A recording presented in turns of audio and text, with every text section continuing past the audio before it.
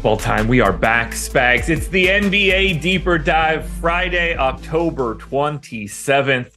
We get to talk about 11 basketball games. I'm so happy that the NBA is back because I'm not gonna lie. Talking about baseball was hella boring from June until September. But now we are here with all of the fun. I'm Josh Engleman. I'm joined by Chris Spags. We are brought to you by Owner's Box, and we will absolutely touch on them later. A little bit of a deal going on that you might want to hear about. Not just the promotion, some free stuff that we're handing out.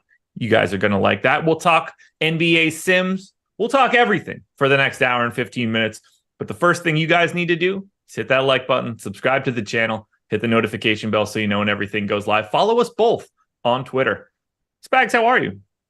I'm good. I'm excited. I think this is a fun slate. I'm excited also. I heard the news this morning on the Strategy Show that Adam officially back on Monday. So that'll be exciting too, to have shit my money back in the content creation universe rather than just drunk tweeting all the time.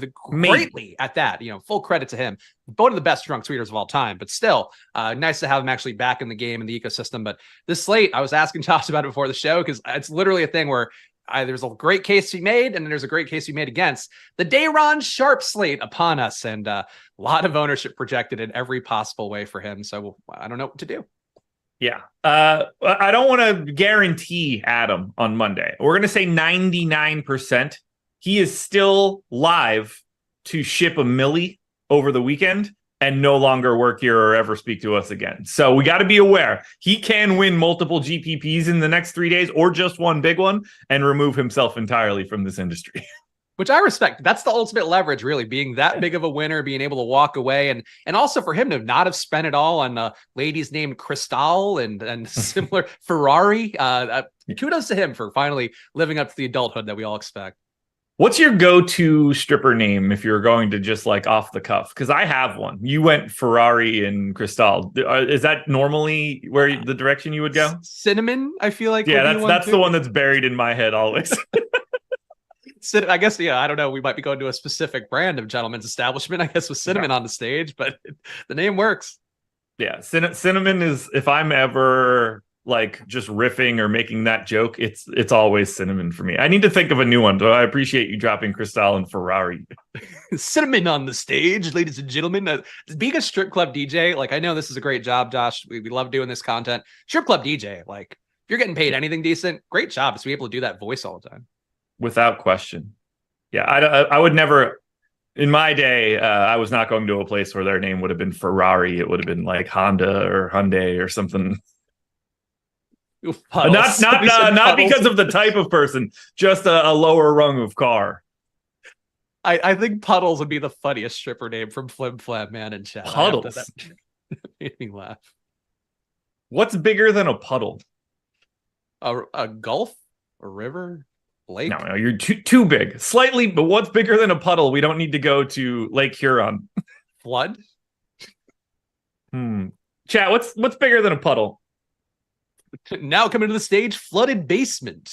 Well, because once you have puddles, someone's got to be bigger than puddles, So I don't know what that is. Yeah, pond is too big. Creek is too big. Stream, yeah, no, it's something slightly bigger than a puddle. Lake, no, you guys are.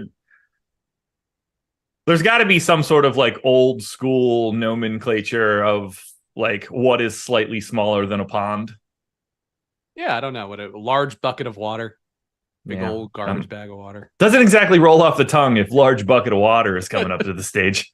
Well, that's how you get people's attention. That's how you make the big bucks. Yeah, the kiddie pool. No, we're gonna go a different direction on that one. Standing water. You guys aren't being creative enough. There's some word out there. Do I need to start? Even just synonyms of pond would work, or synonyms of puddle would work. Anyway, you want to talk basketball? Yeah, I think we should. Do we? Do you though? Do you? I don't want to get anybody in trouble. This is my last deeper dive for a little bit, so I don't want to ruin the show for everyone. I don't want to ruin Jacob's producing today. Jacob's a great guy, great flow, best hair of any producer we have at Stochastic. Yeah, I mean, to be fair, it's definitely not Jordan. No, Jordan, we know Jordan's look. Jordan, a charmer, but Jacob, dreamy, borderline. You guys are missing out by not having Jacob on camera. And then there's Mike. And then there's Mike. Love Mike. Great energy. Shout out Mike Lawrence. All right, let's break down some basketball. You ready? Yep, let's do it. Chat's just still on it, so that's fun. We're going to talk basketball now, chat. Get it together. You guys are always all over the place. Detroit Pistons, 4-point dogs in Charlotte, 226 total. I'm pretty happy that I'm blacked out to this game because I'd have to be blacked out to watch it. 15% ownership coming into Jalen Duren on DraftKings. That is the only double-digit mark on DK. 10% to Cade on FanDuel. Another 10% to Killian Hayes on FanDuel. Anything standing out to you for the Pistons today? I think Duren looks okay. I mean, they have like a lot of guys who are decently projected that I don't hate, but I'm not getting more than 5% of running the Sims before the show on Stochastic. The one thing that stands out to me, and Josh, I know we talked about this guy the other day, Cade Cunningham. Did you see his numbers, his advanced numbers from that first game where 51% assist rate, 37% usage? Like, if he's going to ever pay off an $8,800 price tag, he probably needs to have those numbers, that advanced kind of usage every game. Yeah. But he had it for one game at least. It's really good. Really good. Plus 6.2 game EPM. That is a hell of a day. Yeah. I think it's interesting to see him go here. I don't think you pay for him tonight. If you wanted to pay him in a few lineups, I think that's certainly a way to get unique because nobody wants to pay $8,800 on DraftKings for him. One position eligibility, two at shooting guard, maybe not the best. But man, like that's a lot of usage. That's basically 90 possessions going to him in the game, or 90% of the possessions, which could pay off big if he does hit in the right way against a Charlotte team does not play defense very well. Also, asinine that he does not have an MPE. No, I agree. He's absolutely not just a shooting guard. No, not even close. I mean, for one, he is the point guard of this team. And for two, this dude's 6'7". Like, he's crossing two positions. Just give him the damn designation. If Joe Harris is small forward, power forward, I promise you Cade Cunningham is more than one. What do you want to do with Duren at 5,600? When I see it, and it has nothing to do with Jalen Duren. I just immediately don't care because there's 20 other Jalen Durens today. Yeah, Jalen Duren, I mean, the upside was there on opening night, or the second night there with all the games going on. So I get why people might want to go there. I think he's certainly got a ceiling, a great rebounder, probably doesn't get as many assists as he had in that game. That'd be the other thing that I would observe, but he's fine. It's just like this price range, at least to start the year for NBA. It's just like a very flat center tier where any of these guys were okay. Mark Williams on the other side, also okay. Yeah. Similar price point. Like Duren doesn't stand out, but he's a good play. He just doesn't stand out.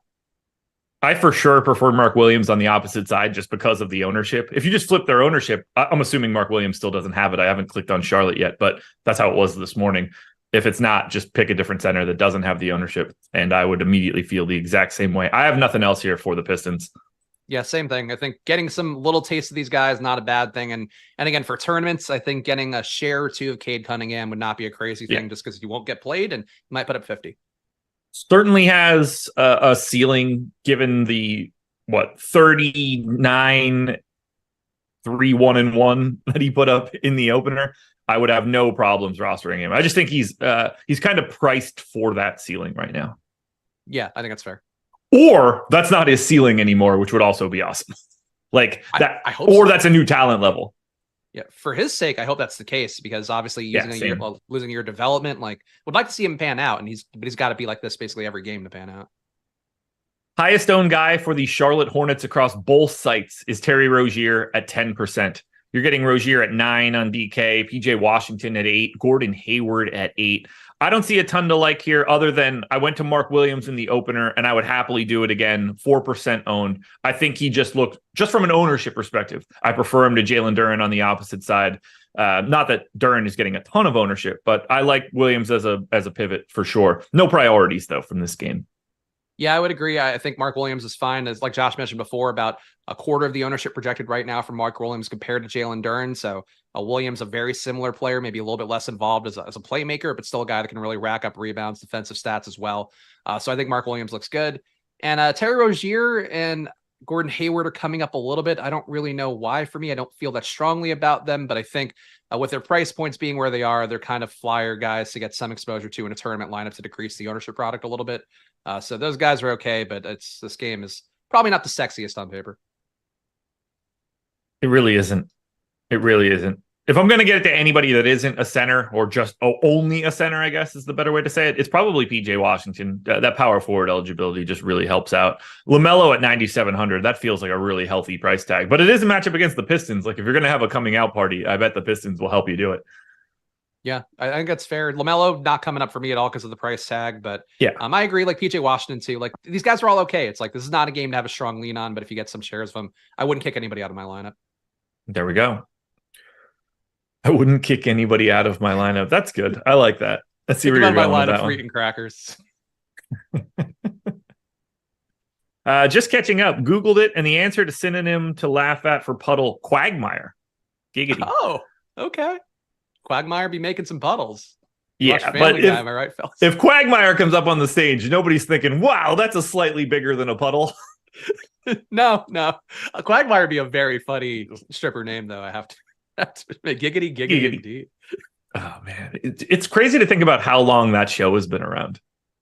Yeah. I mean, and how much money Seth MacFarlane has made. American Dad's still on, and that's a show like... Is it really? Yeah, like it's still on TBS. It's like a priority show where they hired my wife's agency to do like social / like campaigns, whatever. And it's like they're spending money on it. It's like a hit for TBS, and it's been on 20 years too. So Seth has got money on money. Yeah, good for him. I watched it when it first came out, like that first season. Like, oh, cool. I like Family Guy. Well, I don't know. I'll keep watching this. Same way, I watched Rick and Morty, and I was like, oh, cool. I'll watch Solar Opposites. Then I obviously didn't continue to watch it. Certainly didn't know it was still on. Yeah, I watch it on occasion. It's on Hulu. It's all right, but it's not setting your world on fire. I mean, none of these things really are at this point. I feel like you have to be at that time in the world where you're a 20-year-old looking for some edgy animation. You're like, whoa, this is the funniest thing in the world. And now it's like you got to really, Rick's vomiting all the time. They're merging bodies together on Rick and Morty. There's too much to compete with. I really enjoyed that Rick Jerry that was great episode. That was fun. Yeah, good emotional Very stuff. Fun. I like that.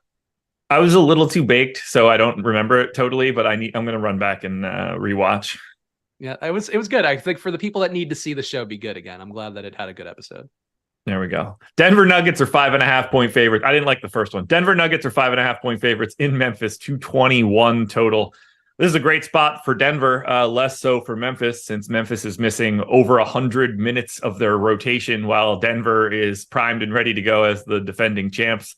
11% ownership to Jamal Murray is the high mark. Michael Porter Jr. is at 8. Jokic is at 9. So let's just say those three guys are at 10. Jamal is at 9 on FanDuel. Not a lot of ownership coming into this one. I think these guys are like appropriately priced. We know the only good thing for Denver is that we know exactly what we're getting out of this team. Yeah, I would agree. I mean, I will say the one thing that I was asking Josh about before the show, which I'm going to bring in right here. What if I were to tell you that Nikola Jokic might score 3 to 4 times as many points as Day'Ron Sharpe today? And what if I were to tell you that Nikola Jokic is going to be under 10% owned? I think that would sound pretty appealing. So to me, he is a priority play, I think, to get to a little bit more kind of the same thesis as Luka Doncic was the other night, where people didn't play him that much. He's obviously a guy with a 70-point ceiling. I would say the same case for a very depleted Memphis squad that is going to either have foul troubles for Jaren Jackson defending Jokic or Tillman, I don't know, trying his best. But nobody can stop Jokic there. So I think Jokic, to me, a very strong play. And Murray, Gordon, Porter, I think also okay plays to get some of, but not. To me, it's like Jokic is a guy that can really make a winning team happen today, potentially.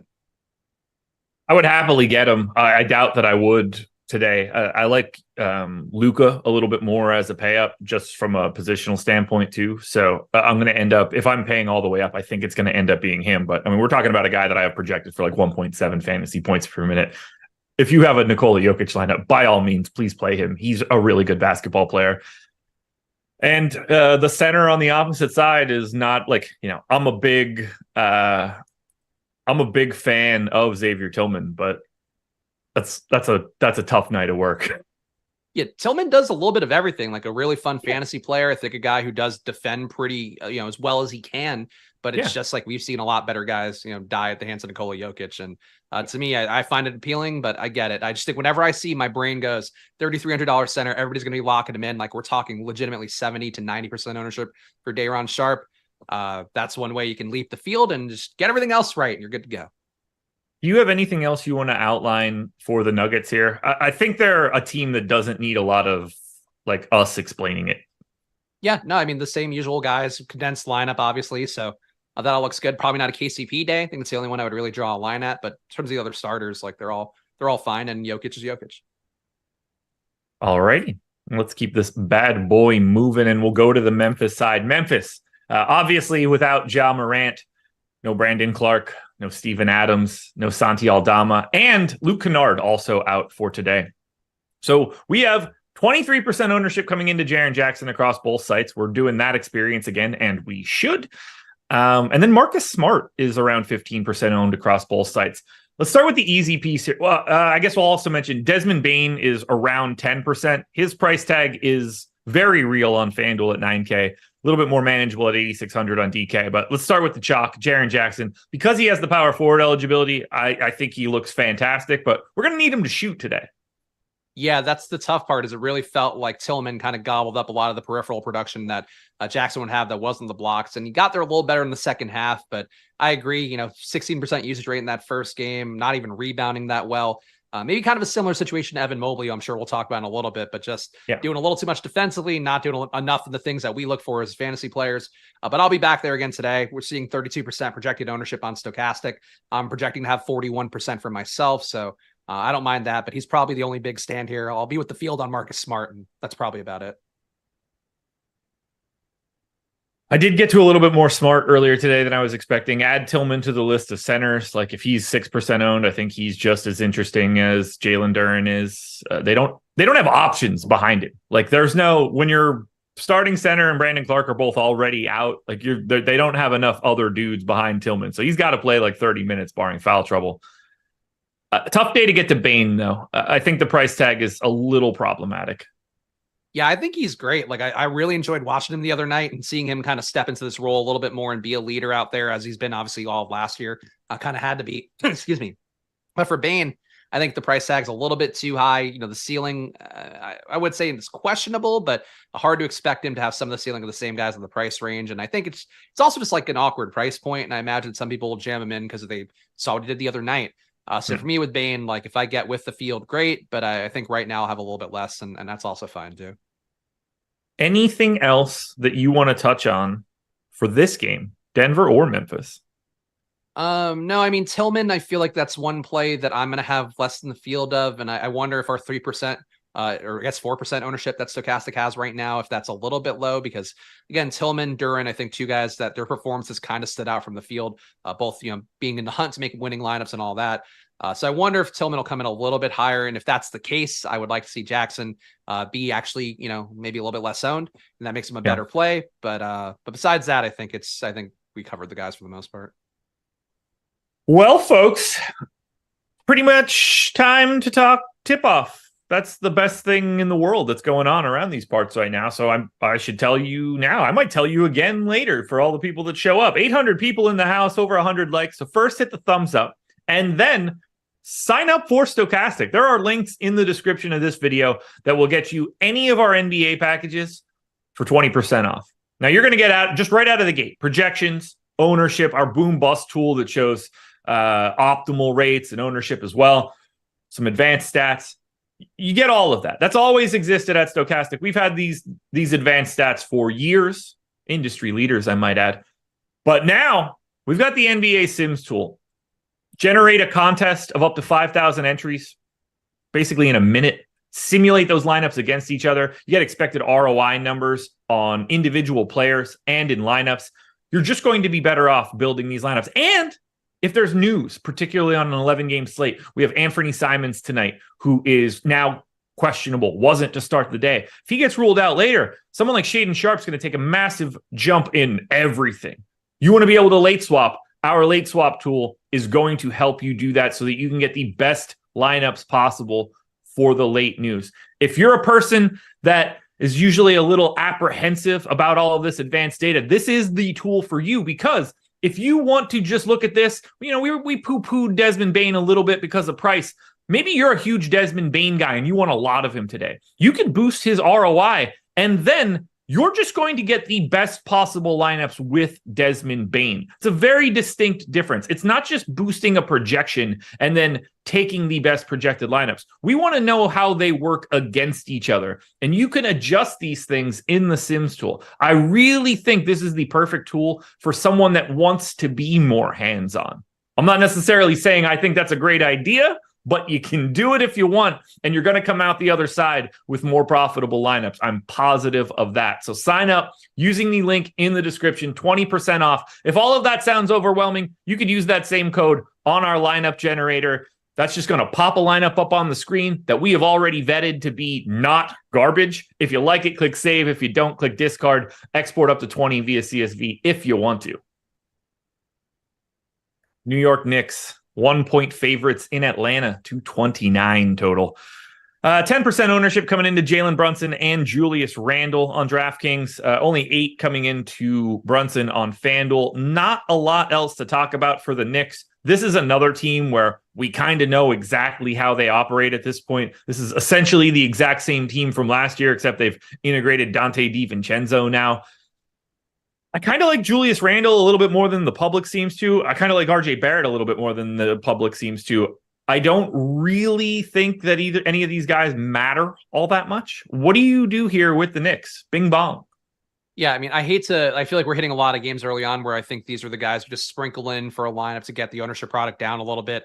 I think with Julius Randle, I feel the same way with him. You know, the usage in that first game, good again. A shot horribly. I think could have broken the slate in that last game for them. But that's just Julius Randle every night, where if things hit the right way and he's getting close to a triple-double, he's going to crush for you. And if he's missing a lot, he'll give you a usable game. And I think that sort of makes him an appealing floor-ceiling play, especially with the multi-position eligibility there. And Brunson, just good too. Every night, nice price tag on him at 7,500 on DK. A nice projection as well. 14% ownership. I'll have a little bit more than that. I'm not getting to Barrett very much. I think it's hard for me always to get to him when you have Randle and Brunson projecting decently well.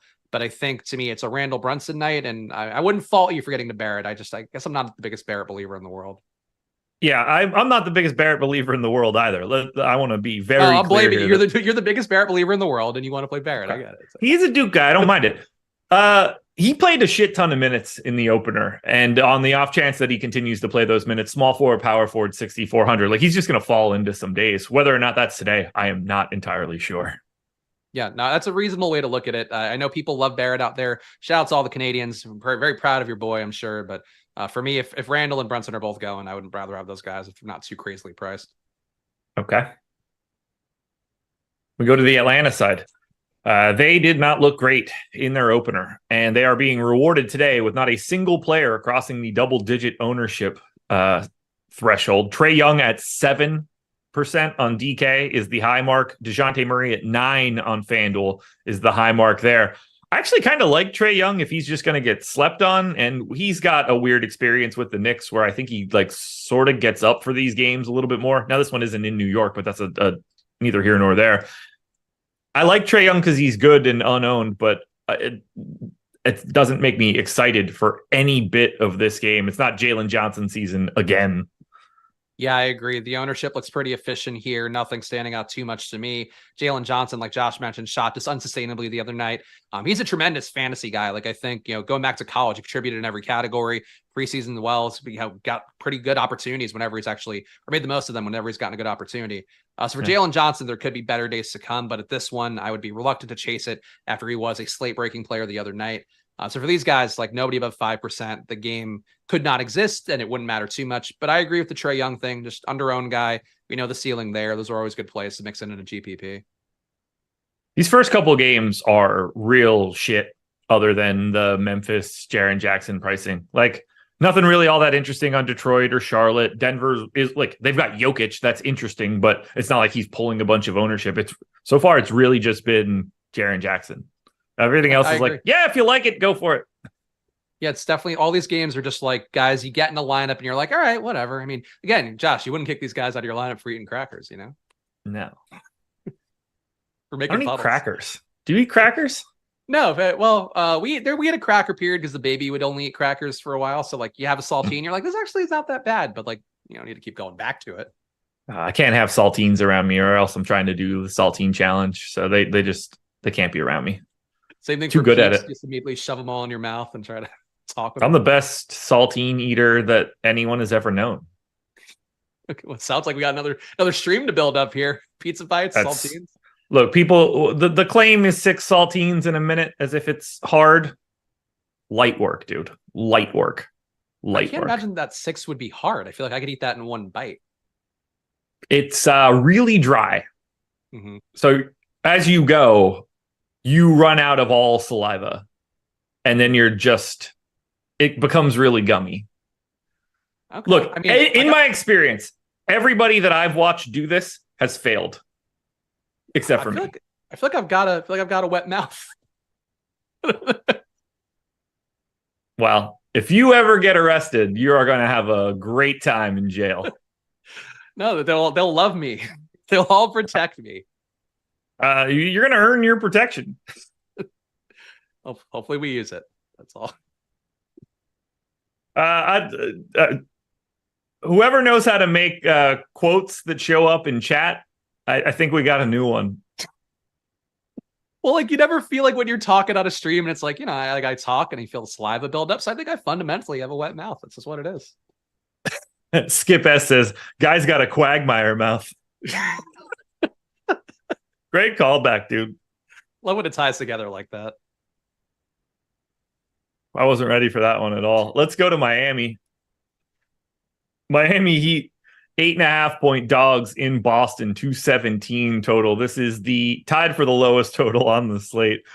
I'm going to have a lot of trouble recovering from that. The only guy getting any real ownership from the Miami Heat today is obviously Kevin Love, power forward center eligible, 4,300. I think he's interesting. I think that ownership is totally justified. To me, he is like almost clearly the best play for the Miami Heat. I strongly agree. I'll be with the field on the actually, no, I'll be double the field on ownership based on the Sims before the show. So ownership projected at 12%. I'm getting about 23. I have no issue with it. I know Josh and Greg talked about on the strategy show this morning. Kevin Love playing full rotations now, and not a risk to get pulled as much as he was in the playoffs last year. So that's certainly a positive thing for him. Being a starter too, I think there's a lot of things working out for Kevin Love that are pretty okay. And Boston, I feel like the matchup, hard to predict how it's always going to go, obviously, with Boston having so many weapons everywhere. But Kevin Love being a little bit of a muscle guy who can kind of, either try to defend Porzingis or do some other things, I think makes sense to me. So the basketball parts line up. The projection looks good. And I think he's like a value play pivot. Like you're paying $1,000 more than Day'Ron Sharpe, but he's cheap, like relatively cheap, dual position eligibility. So I think Kevin Love is like a nice semi-value there. Yeah, I talked about it earlier today where I projected him like he was in my mind for the playoffs. Like, oh, he's going to play the first quarter, the second quarter, the third quarter, and then he's just going to be done. And then I was like, oh shit, this is the regular. Like today, I was like, oh shit, this is the regular season. Like he's just going to close like a normal basketball player because it's not the playoffs. Maybe that's the problem in a close game against Boston. They look to swap him out for a Caleb Martin, like specifically for this one. Whether that, I still have him at 24 minutes. It doesn't really matter, but he could play 30 every single night, and I would not be surprised by that at all because it doesn't matter as much it doesn't matter at all in the regular season. I think let's let Al Horford close so we know that Kevin Love will be out there and we'll all be richer for the experience. So I'm fascinated by Love just because I think you're going to see his price climb over the first couple of games because he's just going to play more minutes than everyone thinks about him. And then we're going to get to the playoffs and people are going to freak out. They're like, why isn't Kevin Love out there? It's like, well, because he's dog shit and can't defend anybody. And that's why he's not going to be playing in the most important minutes.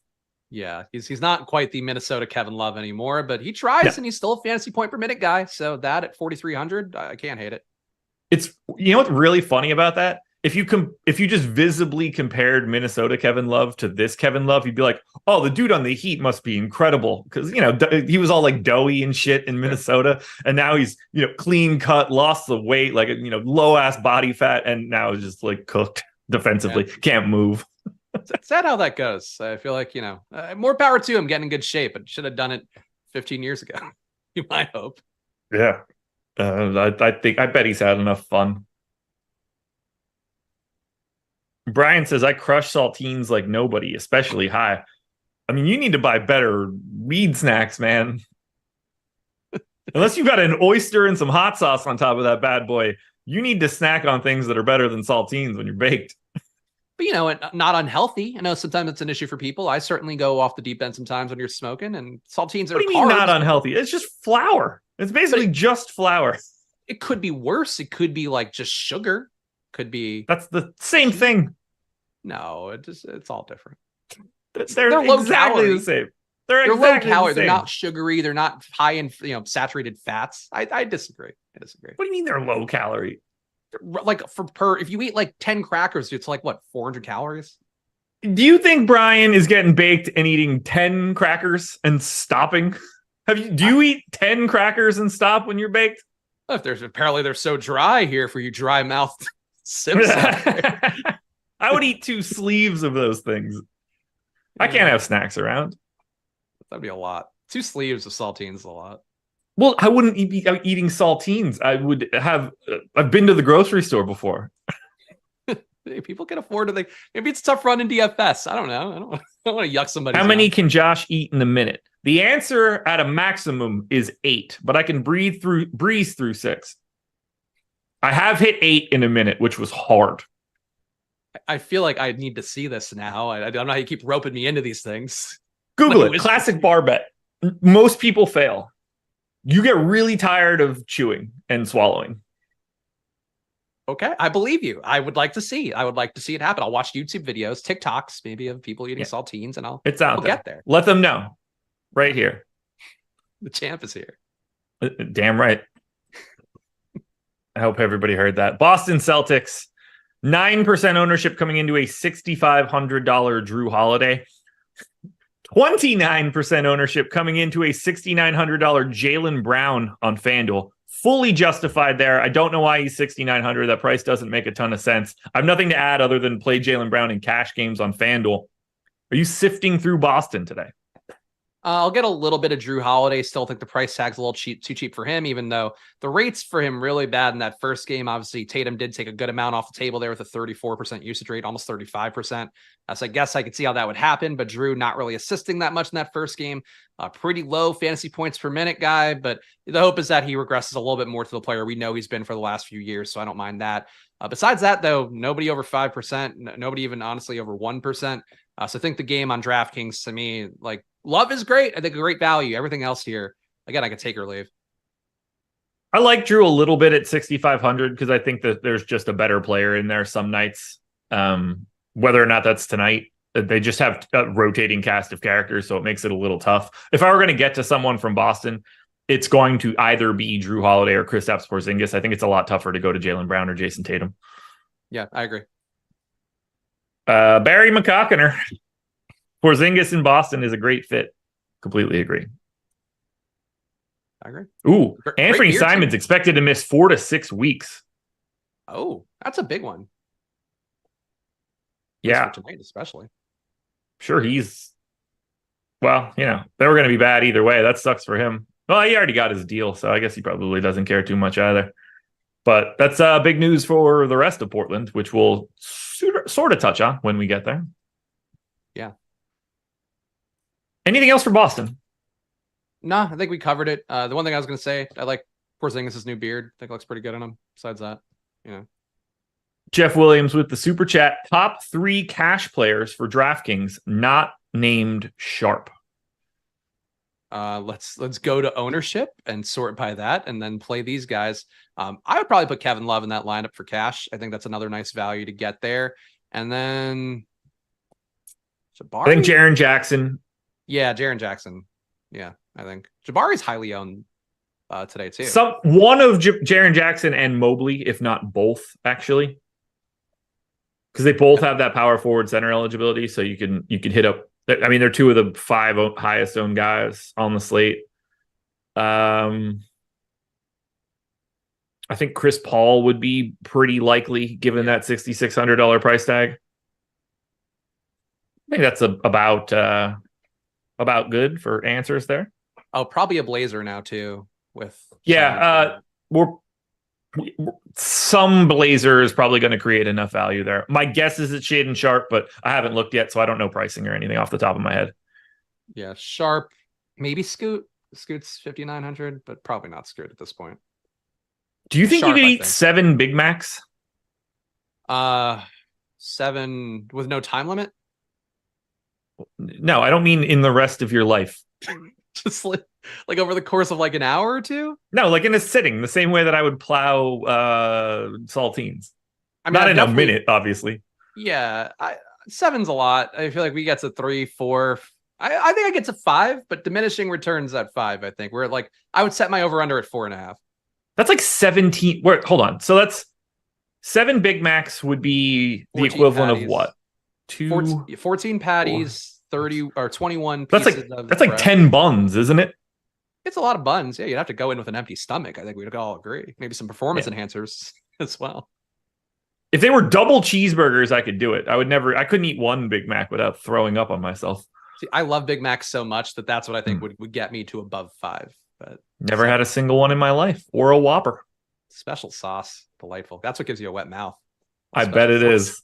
Yeah, I bet it is. I bet it is. You meant every bit of that too.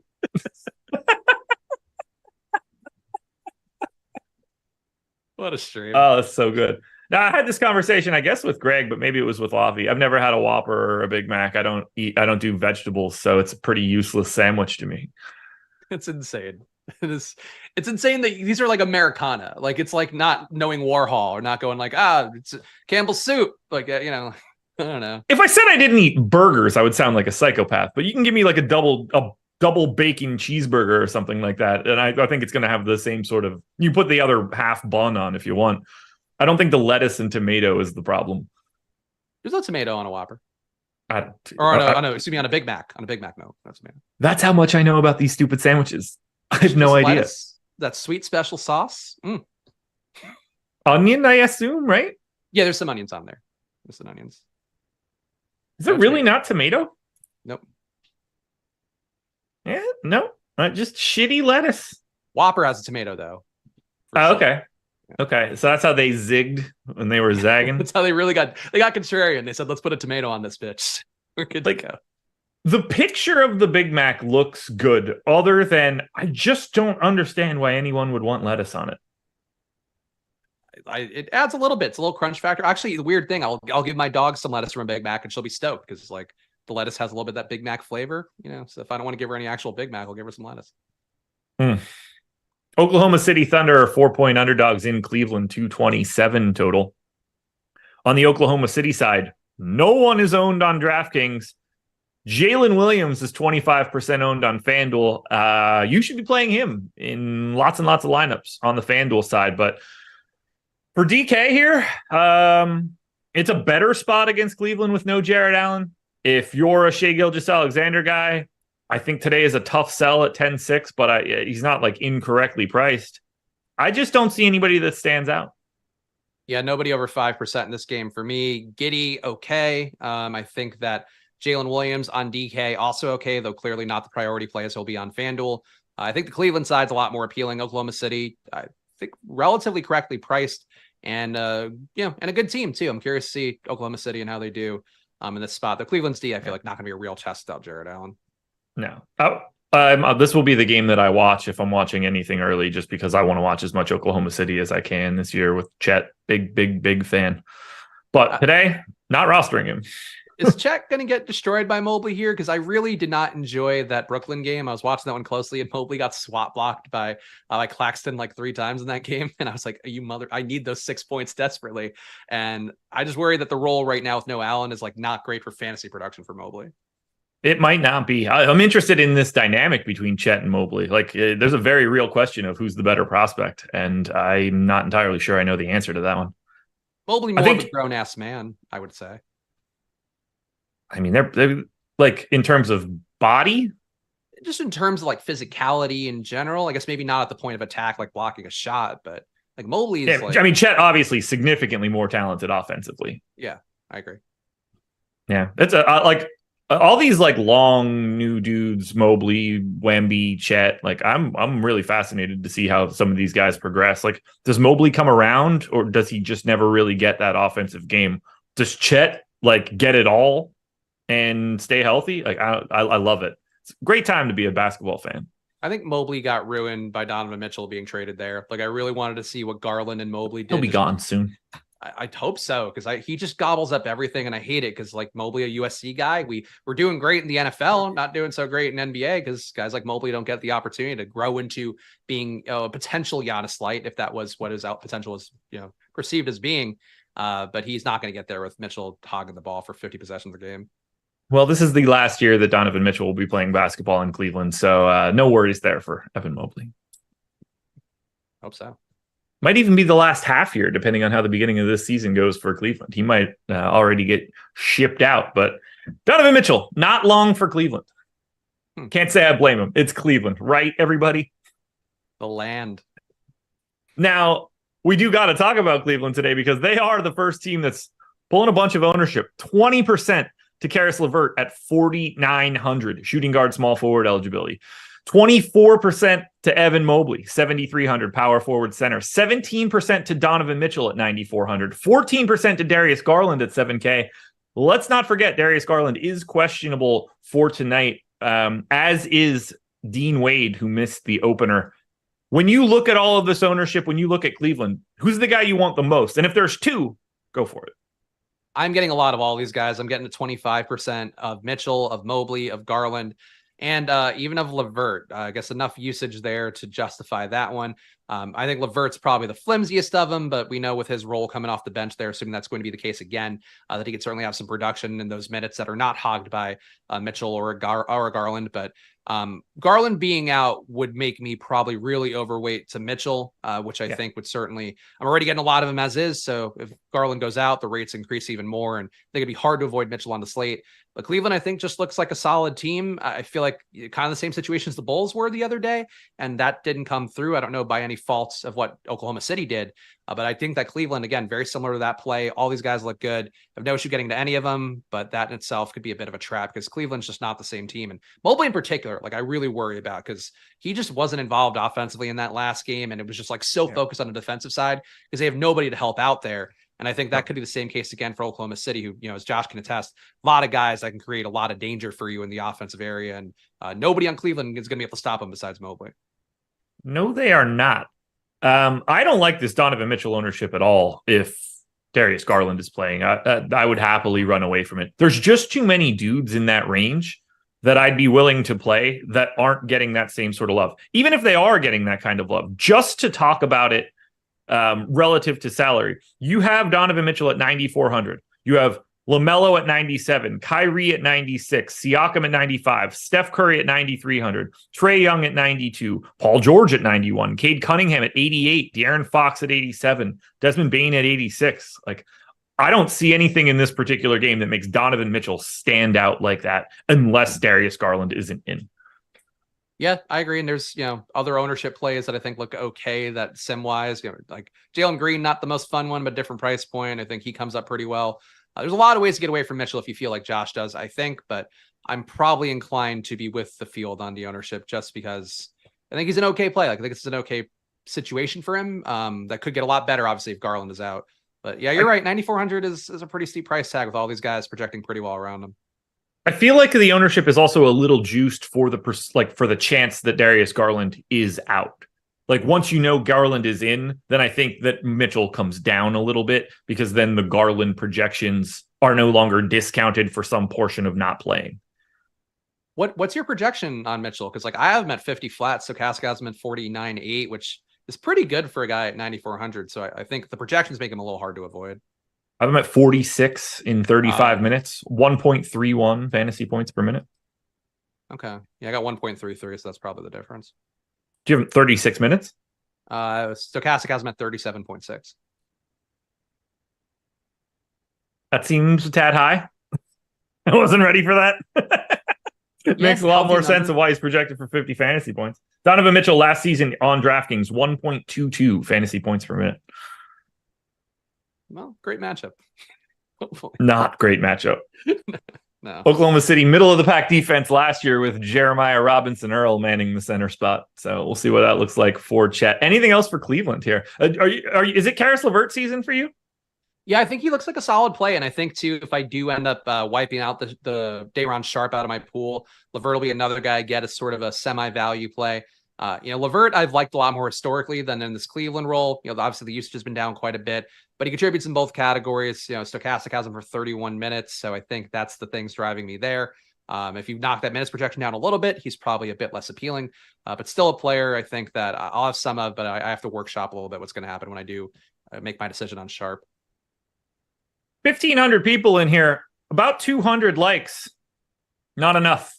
Hit that thumbs up. We need to run that number north of 500 before we turn this one over to live before lock. But for now, we need to talk a little bit about Owner's Box. They are the sponsor of this show. If you're looking to expand your DFS game. Owner's Box is a great spot. You can be using the NBA tip-off promo at Owner's Box. That will help you out a little bit. Owner's Box has NFL contests, and they're more fun than they are on DraftKings and FanDuel because you don't got to worry about that kicker defense nonsense. Super flex for the NFL. They've had some overlay in the past. Really nice contest for tonight. On the NBA side, you can get in to their 50K fadeaway, 10K to first, 3,900 entries. Really nice opportunity to hit a 5-figure win if you want to sign up at Owner's Box, which honestly, guys, it's pretty obvious to me that you should do it using the link in the description. Here's the better part for every bit of this.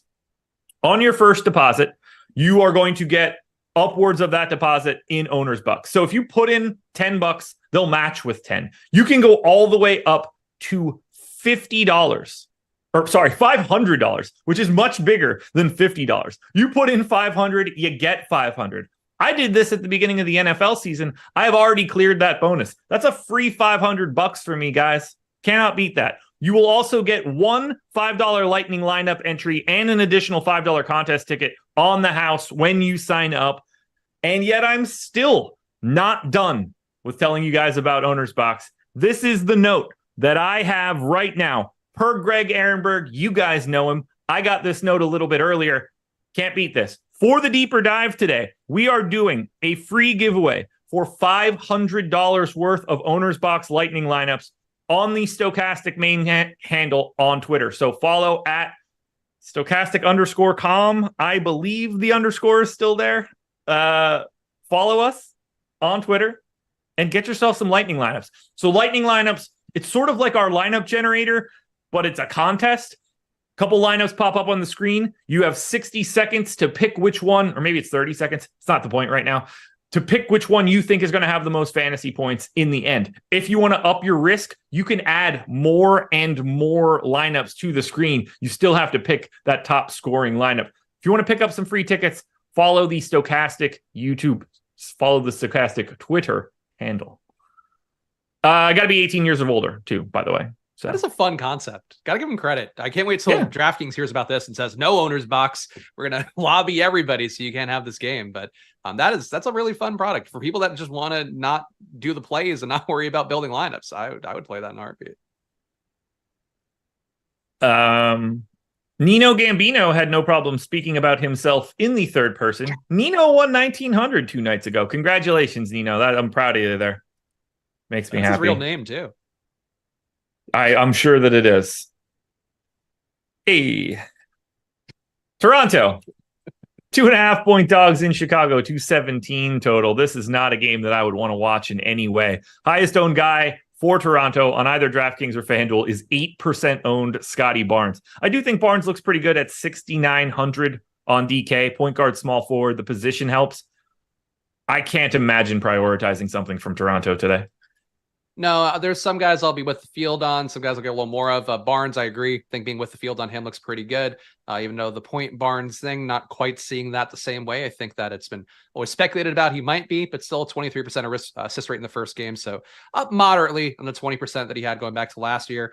Pirtle, I think, is an interesting play at center. Again, just because I think that if you give yourself a player who's reasonably priced and gives you a better ceiling potentially and better floor than Day'Ron Sharpe, you're going to get different.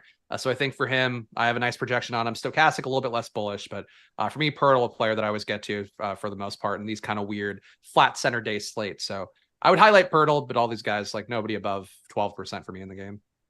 Be very nervous about Jakob Poeltl today. I don't know if you noticed the rotation that he played in the opener, but they basically went, like standard rotation to start the game for Poeltl, then Precious. Then they had Poeltl start the second quarter and Precious closed the second quarter. And then they did that again in the second half. Jakob Poeltl didn't close. They closed with Precious Achiuwa. Is that kind of a hot hand thing though? Like, or a new coach feeling it out?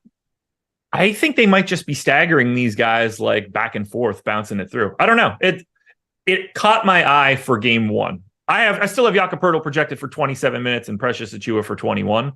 But if they're going to be doing that flip-flop stuff, it does just bring Precious back into play a little bit. I feel like Vooch would, not eat Precious alive. I know Precious is pretty spry and prides himself on being able to defend everything. I just feel like Pirtle could keep up with Vooch. Like Vooch is just going to do the volleyball stuff against Precious, I think, if he gets the opportunity. I don't know. I see your point though, and I think that's fair. But I'll probably play Pirtle. I mean, look, I'm gonna have 10% Pirtle. I don't really yeah, we might find out that was just one game and there's nothing to read into. But I was surprised to see it play out like that. I didn't expect it. That's for sure. Especially they were holding a lead when they went to Precious at the end. I certainly would have assumed that would have been Jakob Poeltl in any sort of winning scenario. Right. Again, the better defender. Yeah, no, it's a good point. And obviously highlighting anything at this point of the season, like you don't know if it's a trend yet, but definitely can be a thing where a new coach obviously is going to take favorites of certain guys or different approaches. So could definitely change. Definitely need to talk about the Chicago Bulls for today. Double-digit ownership too. Kobe White, DeMar DeRozan, Nikola Vucevic, Zach LaVine. This is exactly like we saw 2 nights ago, just not as much ownership. I can't get away from these guys. In the current 888 lineup that I have, I do have 2 Bulls. That happened last time. That was the lineup that did not cash. So looks like I'm going to be running that one back. How are you managing Chicago here? Because you have to have something from it, right? Yeah, I think I'm getting a taste of all the usual guys again. DeRozan is coming up the least relative to ownership for me, but DeRozan, Vooch, Zach LaVine all look good. Kobe White, another semi-value play, looks pretty good, getting pretty good usage. Vooch, I never have an issue with this price tag. I feel like he's just a little bit too cheap for what the ceiling is. Had some weird rotations in that last game, and obviously the team meeting thing. I feel like that's a thing that we don't talk about, or I don't recall he's talking about in a stream. Team meeting narrative, is that a positive or a negative? But they did already have a team meeting after one game, after Vooch yelled at the sidelines, got attacked for throwing the ball at the stanchion. So there's a lot of things for Chicago where they're either going to come together in a major way today, or this is going to be the beginning of the implosion that leads to DeMar and whatever else getting traded off. So we'll see how that goes, but I think for tonight, I'm willing to bet on the Bulls, at least with the field, and probably a little bit over for guys like Vooch. Yeah, LaVine to me is the guy I want to get to the most. Like in theory, it would be Vooch if he wasn't just a center, but we all know how that works at this point. I would have DeMar behind LaVine, and I think I'd have White basically like next to DeRozan. DeRozan having 2 positions is really helpful, but I can't get away from the Chicago team. It's problematic. Hopefully Zach LaVine looks a little bit better than he did in the first one because he sucked. Yeah, he got his shots up. They just were all awful and not even close. Yes, they were. Yes, they were. So, guys, if you're not a big Bulls fan, not going to be your night.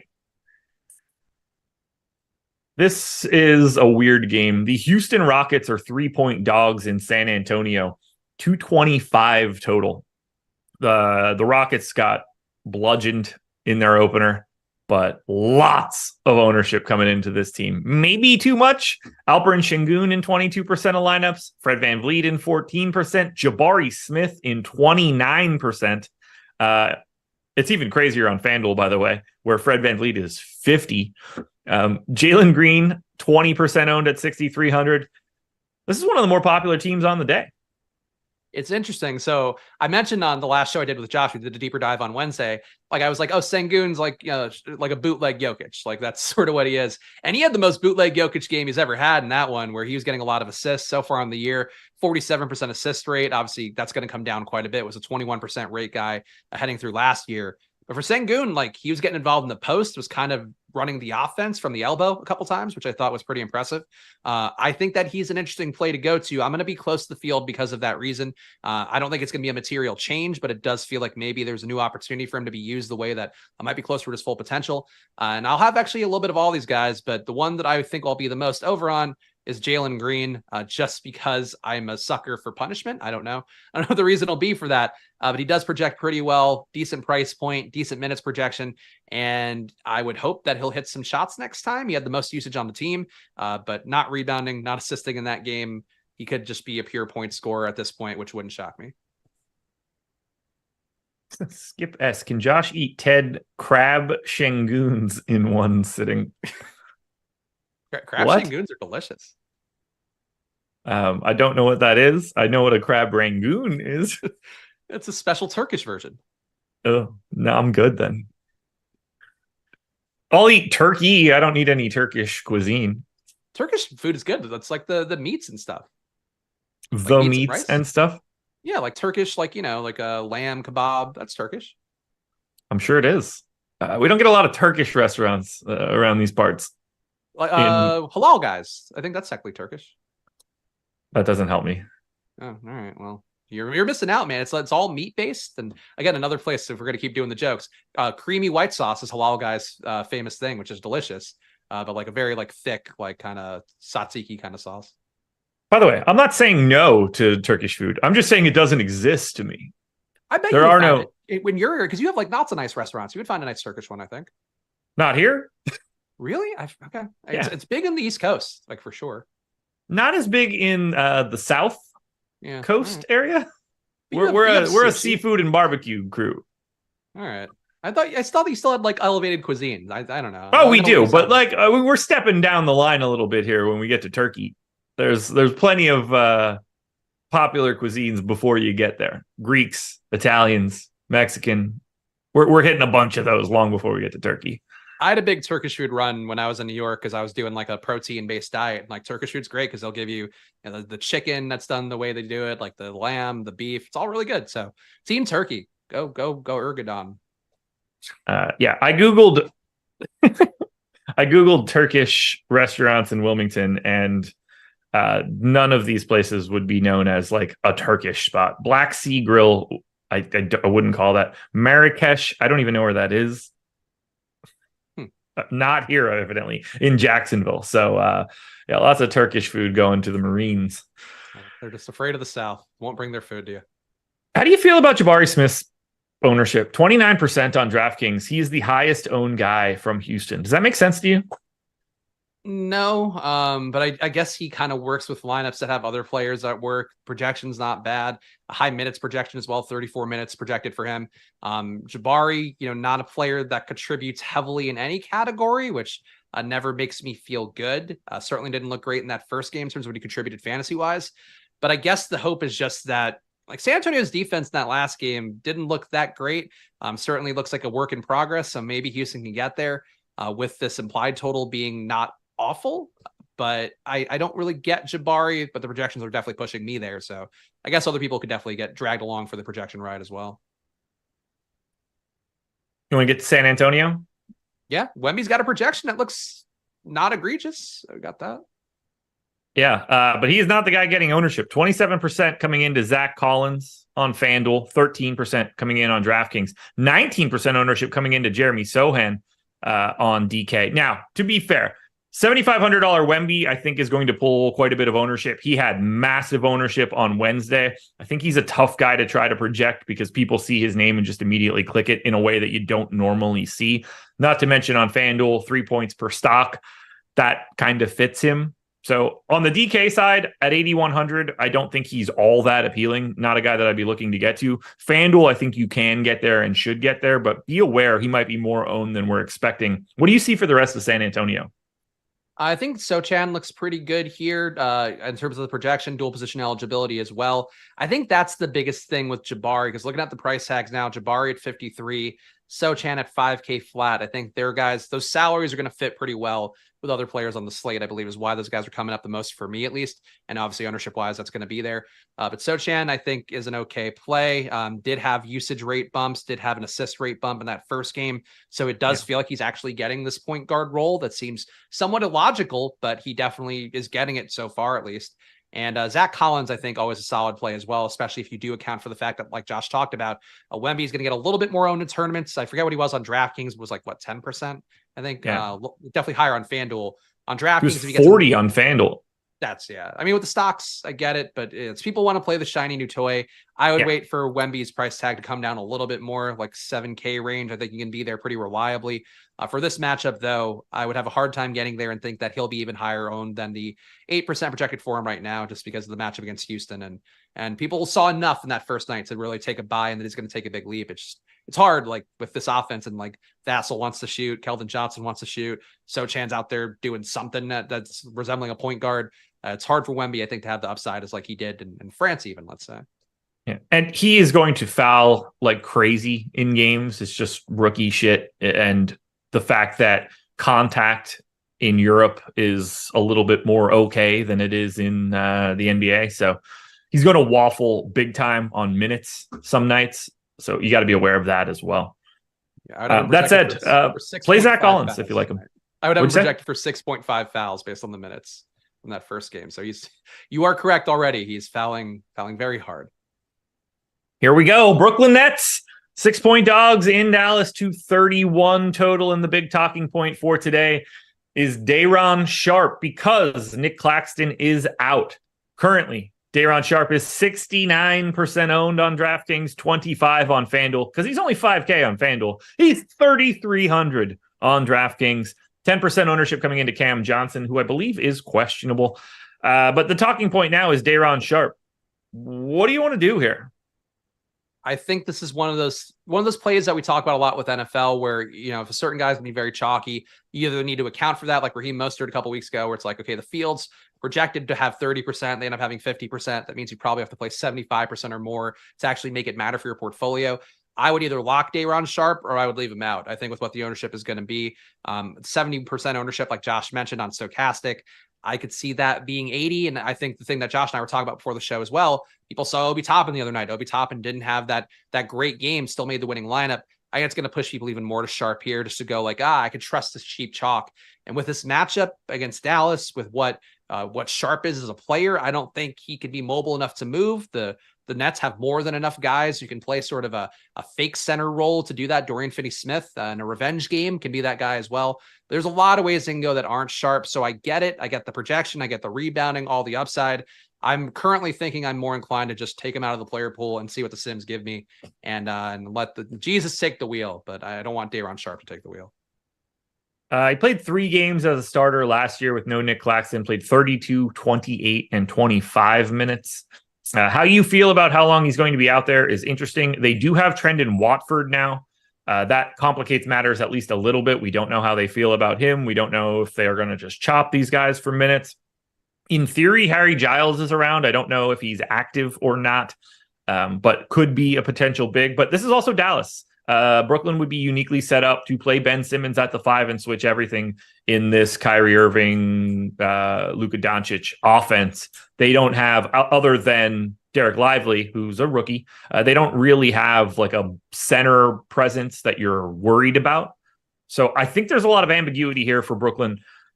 I don't necessarily think I went 24 minutes on Day'Ron Sharpe, and he's showing up in 60 to 65% of my lineup. So I am right there with the field. But if you feel like Day'Ron Sharpe is going to play starter level minutes, then you should probably have him everywhere. It's pretty easy to get to. If you're more nervous about his playing time, you think there's downside to it, you think Trendon Watford might work his way in, he could be a guy that you want to do a negative ROI boost on in the Sims tool, and then see what your roster construction looks like after that. There's no right or wrong answer here for anybody, at least not pre-lock. And for right now, I'm basically neutral. Yeah, I think I agree. It's like a choose your own adventure with this. You could play it straight up, which again is an NBA leaning on the great value plays who are a shorter roll in some minutes are usually that. But for Sharpe, I think there's a little fluidity to this one. And I think at the Nets too, like in general, Claxton got banged up at the end of that game. They were pretty cozy going to a 5-man build with no center in that lineup there at the end of the game last time out. And I kind of think that's how me, of course, the head coach of a basketball team, that's how I'd approach it. But I just feel like Luka and Kyrie, I don't know how Day'Ron Sharpe holds up in that environment, especially getting the fourth quarter run. Yeah, it's going to be really, really interesting to see.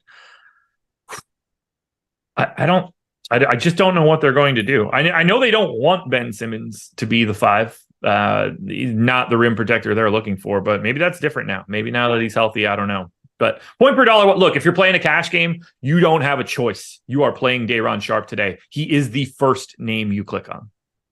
Yeah, and there's a better shot of him getting minutes too, because like Cam Thomas isn't going to be weirding up the rotation by going for 100 points like he did last time out, because that basically made another body on the floor that didn't have to be there necessarily. So if you talk yourself into Sharpe, I'm not going to begrudge you. I just know that for me, if he's coming up in 100% of the Sims, almost 97% is what I got.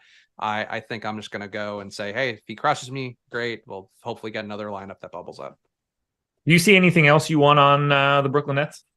Nothing more than 5%. I guess Bridges a little bit more than the field, but yeah, these guys to me, Simmons, I would say Cam Johnson, okay. And then Bridges, an okay price point for him with the usage with where it's been historically. So I think for him, I'm okay with it, but nothing again, that's a priority. Anybody on Dallas other than Luka or Kyrie? Nah, I think Luca definitely the most for me. We'll have about double the field on him. And then Grant Williams, Josh Green coming up a little bit of salary savers, but not even enough to matter too much to a portfolio. Yeah, they're the only two guys that I would have any interest in. Can't go to Derek Lively. He is 6,400 on DraftKings. No matter what you thought he was going to do in that first game, he ain't doing that. He ain't paying off 6,400 today. No, that's an odd price up as well. Yeah. The Clippers are 4.5-point favorites in Utah, 228 total. Highest owned guy on DraftKings is 6%, Robert Covington. Kawhi gets to 11 on FanDuel because he's 8,500. I look at this Clippers team and I immediately just want to go to the next team.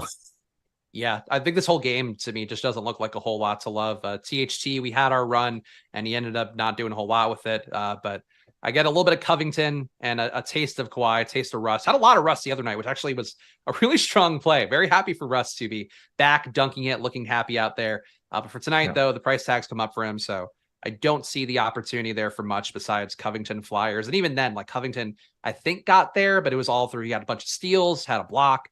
I don't obviously expect him to have like 4 stocks in a game. But maybe on FanDuel he can get there again. I don't know, but nothing too appealing. It's gross, dude. It's so gross. Yeah. $4,400 Norm Powell on FanDuel is shooting guard small forward eligible if you're really looking to dig deep. That is a digging deep. I don't with both Paul George and Kawhi are out there, I don't know how you go to Powell, but I get the value need. Talen Horton-Tucker is 11% owned on DraftKings and FanDuel today for the Utah Jazz. That is the high mark for the team. Are you going with the THT experience again? How do you feel about this youngster? I mean, now I know he's 22. Let's go back to the well. No, I think half the field to me looks good for THT. He wasn't bad in that game, just kind of didn't do enough. And the minutes got a little weird for him at the end. So that's sort of what happens there. Still has, I think, a theoretical ceiling. It's just hard to expect it when you have Clarkson take as many shots, Lowry taking shots, Collins even trying to get up something. They're not the highest usage rate in that game. But there's enough ways, I think, for THT to not get there. Or if you get some, again, he's at that 5K-ish price tag where you can get to him on the wing and he'll probably save you a little bit of money to get some other guys. But he's definitely not anywhere near a priority like he was perceived to be the other night. Almost 2,000 people in the door, 300 likes. I'm a little nervous you guys aren't going to hit that button enough for us to get up to 500. And if we don't get to 500 likes, I might die. No, now we're never getting there. I might. I'm not saying that I will, but it could happen. I don't know if there's any correlation there. Help me stay alive by hitting that like button. It'll be helpful for me. What are you drinking? It's actually a very fun, appropriate beer. I don't know if Jacob wants to zoom in because you could see it better. It's called Take the Over. Okay. Yeah, very cool beer in the Philly area. Wrong crowd, Westchester, PA.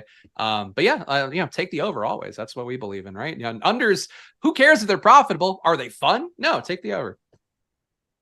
The Orlando Magic are 2.5-point favorites in Portland, 223 total. 12% ownership coming into Markelle Fultz. Otherwise, the rest of the Magic are unowned, unless you go to FanDuel, at which point Fultz is 17%. And for some strange reason, a $7,300 Paolo Banchero exists. He's 25% owned. Can't get away from that one. That price is dumb. Do you get to anything from Orlando against this not good Portland Trailblazers team? Getting some Markelle Fultz, but still less than the field. Not much besides that. A little bit of Franz Wagner, a little bit of Wendell Carter. Paolo at DraftKings, I just don't think you can pay this price tag until he's closer to mid sevens, and then we can get there a little bit more. But yeah, this team to me, not the most appealing, and it feels like they should be, given that Portland so bad. I guess not a pace neutral matchup, but just nothing really jumps out here. The price tags on Orlando are like, they're priced like they're a good team where everybody's got a ceiling, and I don't think they are that. I kind of like Franz at 6,500, but I don't know how you roster any of these dudes. Other than Wendell Carter Jr., who is the 800th center on the slate. Paolo on FanDuel, very big priority at 7,300. No doubt about that one for me, but this is such a great spot. I think they're like too workmanlike. I think they're just going to beat the shit out of Portland as a collective. And just like everybody's got 20% usage. Like, I think that's the biggest issue with them. We know Paolo can put up a little more. Franz can put up a little bit more. But they just, like, everybody's getting possession. So if that's the case, like, how does the ceiling game come besides everybody else failing? And I don't have it projected like that, so I can't see it getting there. No. I would have, like, part of me wants to hate watch this game, but Portland stinks, man. Yeah, then they're not fun stinky yet either. No, and now we got to talk about them a little bit here. Portland Trailblazers. Looks like we're not going to have Anthony Simons. He was the highest owned guy before we started this on the DK end. Shaden Sharp is 5,300 shooting guard, small forward eligible. Malcolm Brogdon is 5,200 point guard, shooting guard eligible. I don't know how much these guys are going to look awesome, but we've certainly created a lot more shots and some playing time to go around. I think Ayton's got a benefit here, right? Because he barely shot the ball in his debut. Kind of, he had a lot of foul trouble in the first half too. Okay, so yeah, I actually didn't know that. So good to know. I think this is a spot where he can soak up a good amount of those Simon shots. Obviously, we know Jeremy Grant has in the past literally asked for a trade and to not be traded from a team so he could shoot the ball a bunch of times. So maybe he does take a little bit off the table more. But I think Ayton's an interesting play. Again, nice price tag, not too crazy. If I'm going with the angle of not playing Day'Ron Sharp, I think that Ayton's another guy that gives you a slightly better floor than Sharp's actual projection would be, and a better ceiling as well if he does actually go off. So I think for Ayton, I'm intrigued there, and I imagine I'll get more because he's the only guy who's projected okay for me. Tybal as a value looks okay on paper, but I didn't get him in the Sims. There's no ceiling there, so I get that. I'm curious to see what the lack of Simons does, though, the most. To Ayton, to Sharp, and I guess to Scoot to some extent, but Scoot's not going to project that well for me no matter what. I just don't know what Portland wants to do with Malcolm Brogdon, because with Simons out, if we assume Malcolm Brogdon plays 30 minutes, which, like, talent-wise on this team he should, I just don't know if that's what they want. If Malcolm Brogdon is just playing like the real minutes that he should with Anthony Simons being out, Malcolm Brogdon is the best play on this team. I just have no idea if they want to do that or if they just want to keep him healthy so they can trade him. I mean, I guess he doesn't really need to audition. Like, you kind of know what you're getting in Malcolm Brogdon if you are getting him, but like the rates he put up almost kind of look like audition-y rates, at least for one game, like 1.3 fantasy points per minute, almost a 40% assist rate, 30% usage. It's kind of like they're going, just do whatever you want with it. And I guess, yeah, if he gets a lot of the minutes allotted by the Stochastic team, I imagine he'll get there more because it's a lot for a guy in his first game here on a team. This is going to be so weird. I wonder if Tumani Kamara ends up playing like a bunch more minutes. They were really fond of him in the run up to the season. I don't think he's going to matter today, but hey, look, you're going to get a bump for Scoot. You're going to get a bump for Shaden Sharp. If Malcolm Brogdon starts, get yourself some Malcolm Brogdon. Yeah, that's a lot of deferring to him they did in that first game that kind of shows some amount of intent. Like, you can't walk into 68% of the possessions when you're on the floor, I don't think. Give me 1 second.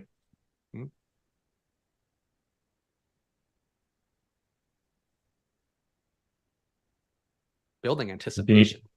Well, I just have to continue to talk shit to dumb stuff in chat like normal. Look, pay attention to the deeper dive if they've got any updated information and stuff. Or sorry, pay attention to live before lock if they've got any updated information for Portland towards the end. We're going to see what that looks like coming out of the contest generator. Final game before we get out of here. Golden State 2.5-point dogs in Sacramento, 238 total. On the Golden State side, we still have no Draymond Green, but we do have massive ownership coming into Chris Paul, 6,600, 24% owned. And then on the FanDuel side, 25% ownership coming into Kevon Looney. Is it Chris Paul season today? Are they going to be able to light the beam, or does Paul stop them? I don't know if Chris Paul's the one that stops him, but he's definitely projecting well again. The boom rate for him at 36%, so technically a little bit, or 35%, excuse me, technically a little bit under-owned with the ownership right now. That said, relative to the Sims, I am getting about a quarter of my lineups with him, but under the field's projected 27% ownership. I have no issue with Chris Paul. It does feel like, at least until Draymond comes back, he is kind of a real point guard there. Had the highest assist rate by a wide margin, 42% assist rate in that first game. Obviously, at a certain point, expect Steph to play a little more true point guard. For now, at least, they are deferring to Chris Paul enough that I would take the leap and try to get to the ceiling play with him, especially against Sacramento, with it being the pacey matchup with no defense. So I have no issue with Chris Paul, but I wouldn't make him. I think he's a lower priority play than he was the opening night, where it's like, okay, he's a value play that you either have to play or you don't play. For this one, it's like, if you get with the field on Chris Paul, I think that's probably the right choice. Yeah, you and me both. I really like Looney on the FanDuel side too, 5,400. He's just going to be out there and play a shit ton of minutes right now with no Draymond. Not really many alternatives there. So, but yeah, it's Chris Paul, man. If he's going to be playing massive starter minutes and there's still no Draymond, he's not priced correctly at 6,600. I don't like it. Great. But it is what it is. And then we go to Sacramento, my least favorite team in the league, and no one is rostering them. 6% going to De'Aaron Fox, who I do think is like mildly underrepresented at 8,700 today. He's 19% owned on FanDuel at 8,400. Will you find yourself getting to anything from Sacramento? Because this game has the highest total, and it is not close. Yeah, I think Fox is the move for me as well on DraftKings, getting a little bit more than the field there. I'm projected for 7% ownership, and I think getting slightly above there, closer to 10% seems okay. Keegan Murray, I think an okay price point guy. Malik Monk, not dying to go there, but he had one really cool dunk the other day. So if I get a couple shares of Malik Monk, why not? But really nothing too exciting here. It really feels like with the total being where it is, something should stand out meaningfully besides Chris Paul, but I don't think it does. And I guess maybe that makes it a contrarian option to go to. And if you want to be a person that forces game stacks, you can. But I think it's really Fox or bust on Sacramento's side. Same. Weird game. A game with this kind of total, and they're just like, I guess they're just priced correctly. Yeah. Efficient pricing. And so ends the deeper dive. Spags, any final thoughts before we turn this one over to the live before lock crew? No, I think whatever side you fall amidst the Daron Sharp debate, just know that what you do tonight, my mouth remains wet for you. I don't have anything else to say. Don't leave this stream. Live before lock coming up next. Shout out Owner's Box. Shout out Spags. Shout out Tip Off. Promo code 20% off. Good luck, everybody. Enjoy your weekend.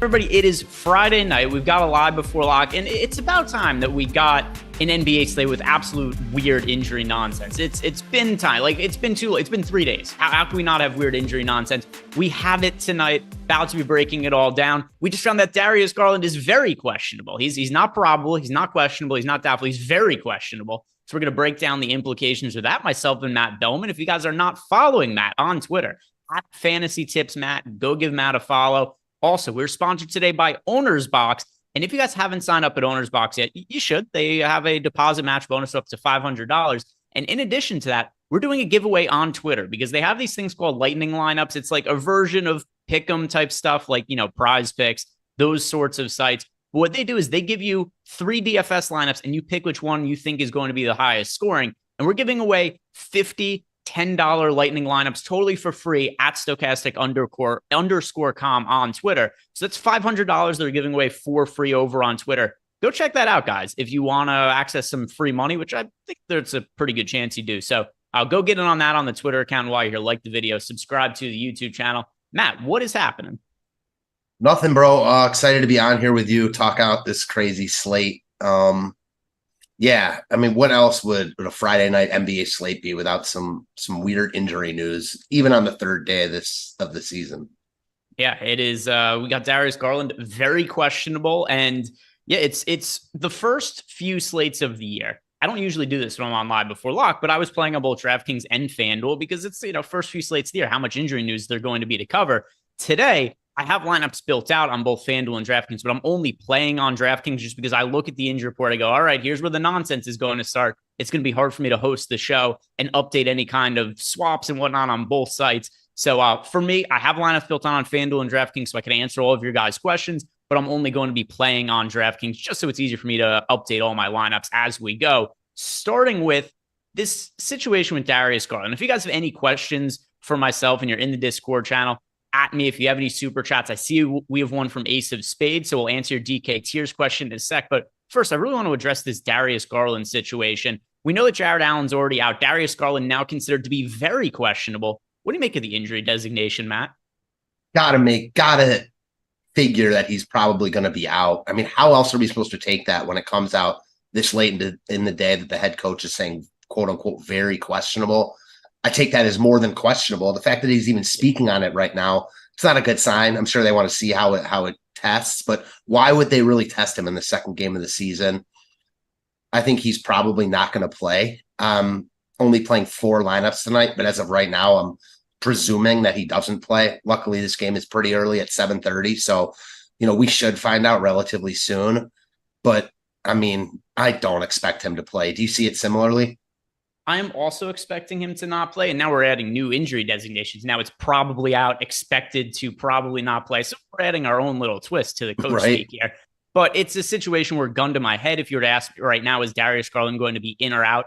I'm going to say I think he's more likely to be out than actually play. I'm not going to say it's 100% confidence. I'll say like 75-25 in favor of Garland sitting. And now the other side of this is what's the fallout? If we find out, 20, 30 minutes from now that Garland is indeed out and we have to start making swaps to our lineups on the high end, who is that going to impact? And then we'll start talking about some of the value options as well from Cleveland. But as far as like Donovan Mitchell, Evan Mobley, any of the pay up options, would either of them become important plays for you in a scenario where Garland is ruled out? Mobley already is an important play for me at 7,300. Mitchell being out doesn't really affect him. I don't think he's going to be asked to do more offensively, but you're not really rostering him for his offensive prowess. Like, that would be really nice if he starts to show that. I like him no matter what, though. Mitchell is the guy that gets the biggest upgrade. We'll talk about a cheap guy that I like, as you alluded to, but at 9,400, Mitchell's in play even with Garland in, projected to pull ownership. With Garland out, he's not a must play like Durant at 8,900 last night. He's on the next tier below that, though. He's not quite on that Durant from last night. He's on that next tier below where he's a really strong play in all formats. So on the high end, Donovan Mitchell would be seeing a usage bump, sans Darius Garland. What about on the cheap end? Is there anybody you would look at as a really good value play from Cleveland if Garland is ruled out? I got a guy, and this is why I'm kind of hoping that, I mean, I'm sure it's that guy a lot of people are thinking of, or at least some people. That's why I hope the news is late. I like Ty Jerome. The Cavs like him. He's their backup point guard. He's not an amazing fantasy producer, but he's 3K with Garland out. I think they're going to need him to have the ball in his hands. And I think that at 3K, it's not going to be that hard for him to get there. There aren't and this is why we'll talk about Day'Ron Sharpe. Part of the reason that I think plugging him in just makes sense is because there aren't pivots away from him. There just aren't. He's the only guy in that range that you really want to roster. Jerome might be that other guy, or a guy you can play with Sharpe. So he's the guy I'm looking at on the cheap end. There's some mid-tier pieces, Karis LeVert, who I think look good too, but Ty Jerome is a guy I have circled. Yeah, for me, it would be LeVert. LeVert is so twofold. Number one, LeVert would be in line for more playing time if we see Garland out. And the other thing, too, is there's more opportunity for him, because one thing that we've seen from LeVert is when he's the guy on offense or plays a bigger role, no matter where he's been, whether it's Cleveland or back when he was with Brooklyn, he sees big usage and he isn't afraid to shoot the ball when some of his star teammates are out of the picture. But he kind of gets buried sometimes in the pecking order on this team behind Garland, Donovan Mitchell, Evan Mobley. So if Garland is ruled out, I think LeVert is somebody who not only would I get more of, but he would become a massive chalk play on the slate. I could see the field really getting to a ton of Karis LeVert in that kind of scenario. As of right now, LeVert is projected for close to 20% ownership. And that's a number that I could see creeping up to closer to 30% if Garland was ruled out. And I think it would be very justified in that kind of way. Is LeVert somebody that you are going to be getting to without Garland? And maybe is he somebody you're already playing now? Yeah, he looks really good here. I didn't include him in the cheap just because I think he's 4,900. So, he's a perfect filler piece in my opinion. I prefer LeVert if Mitchell's out, but Mitchell's not out here. Garland's the one that's out. So you're right. He's going to be asked to do more offensively. Probably won't start, but doesn't matter. He'll close the game. And when he's on the court, he's going to be, like you said, asked to do more in an offensive role. So he looks like a really solid, cog in the machine type, not rostering him to win the slate, but I think he looks good as a fill-in cog type. All right, now let's go ahead and answer some of your guys' questions. If you're in Discord and you got questions for us, it's one of the perks being a Stochastic member. At me in the Discord channel, we'll answer some of those questions. And first here we have a super chat to get to, or actually a handful of super chats. Jacob, really quick, were any of these questions answered on the last show? If not, I'll just answer all of them now. It's not the biggest deal in the world. Starting with the one I have in here from Jeff Williams. Was that from last show or is that for this show? Last show? All right, so we'll start with Ace of Spade, who asked us about DK tiers. Just about every show these days, we get the DK tiers questions from Ace of Spade, and it's always a good way to start off the show here. And I have some lineups here built out for tiers. So Ace of Spade, I can help you going tier by tier. In tier one, it's pretty simple. You have Nikola Jokic or Luka Doncic, then everybody else. It's kind of ridiculous that they included Kyrie in a tier with Luka and Nikola Jokic. So it's Jokic here for me. By the way, do you have tiers lineups built out? If not, I could just answer. It's not a big deal. I do not. Okay, cool. So I'll just roll through this. So Ace of Spade, Jokic for me in tier one. I slightly prefer him over Luka for tonight. In tier two, I have Jason Tatum slightly ahead of Domantas Sabonis, and then it's kind of everybody else. There's LaMelo Ball, Steph Curry there. LaMelo Ball still on, not like a real minutes restriction, but he's kind of on a cap ceiling restriction in terms of playing time. Tier three, we have Donovan Mitchell, who was already going to be my answer, and now you've got Darius Garland likely out of the picture. So I really like Donovan Mitchell in tier three. Tier four, I really liked what I saw out of Cade Cunningham in the first game of the season. I think he's a guy who's probably going to be a tier three-ish type player moving forward. It's going to be Cade Cunningham in tier four. Tier five, that is Julius Randle for me. And then tier six, I like Jaren Jackson Jr. to bounce back after a pretty disappointing effort as a chalk play on Wednesday. So thank you for the super chat, Ace of Spade. The next question that we have here is from Jacob. He's left us a super chat every day I've done the show so far, Matt, and I've always thought I should figure out how to pronounce his last name, and I'm never close. And I look at it every day. I go, this is going to be the time. The first name Jacob, easy. I could do Jacob. Our producer's name is Jacob. I've seen that name before. His last name, Kalpachik, maybe it is. Do you want to try it also? If you can see it in the YouTube. I am not watching the YouTube chat, so I cannot see it. All right. So, so for a Jacob super chat, thank you for the super chat. I'm sorry that I've butchered your name every single day this week. I can't promise it's going to get better, nor can I promise I'm going to try to make it better. But I'm going to own up to my mistakes right there. But anyway, he wants to know the top 3 value plays on DraftKings who are under 5K. But one of them, well, I guess we could just say one of them is being Day'Ron Sharpe. But anybody else do you also include? Top 3 values on DK under 5K. I think one is for sure Levert now. Okay.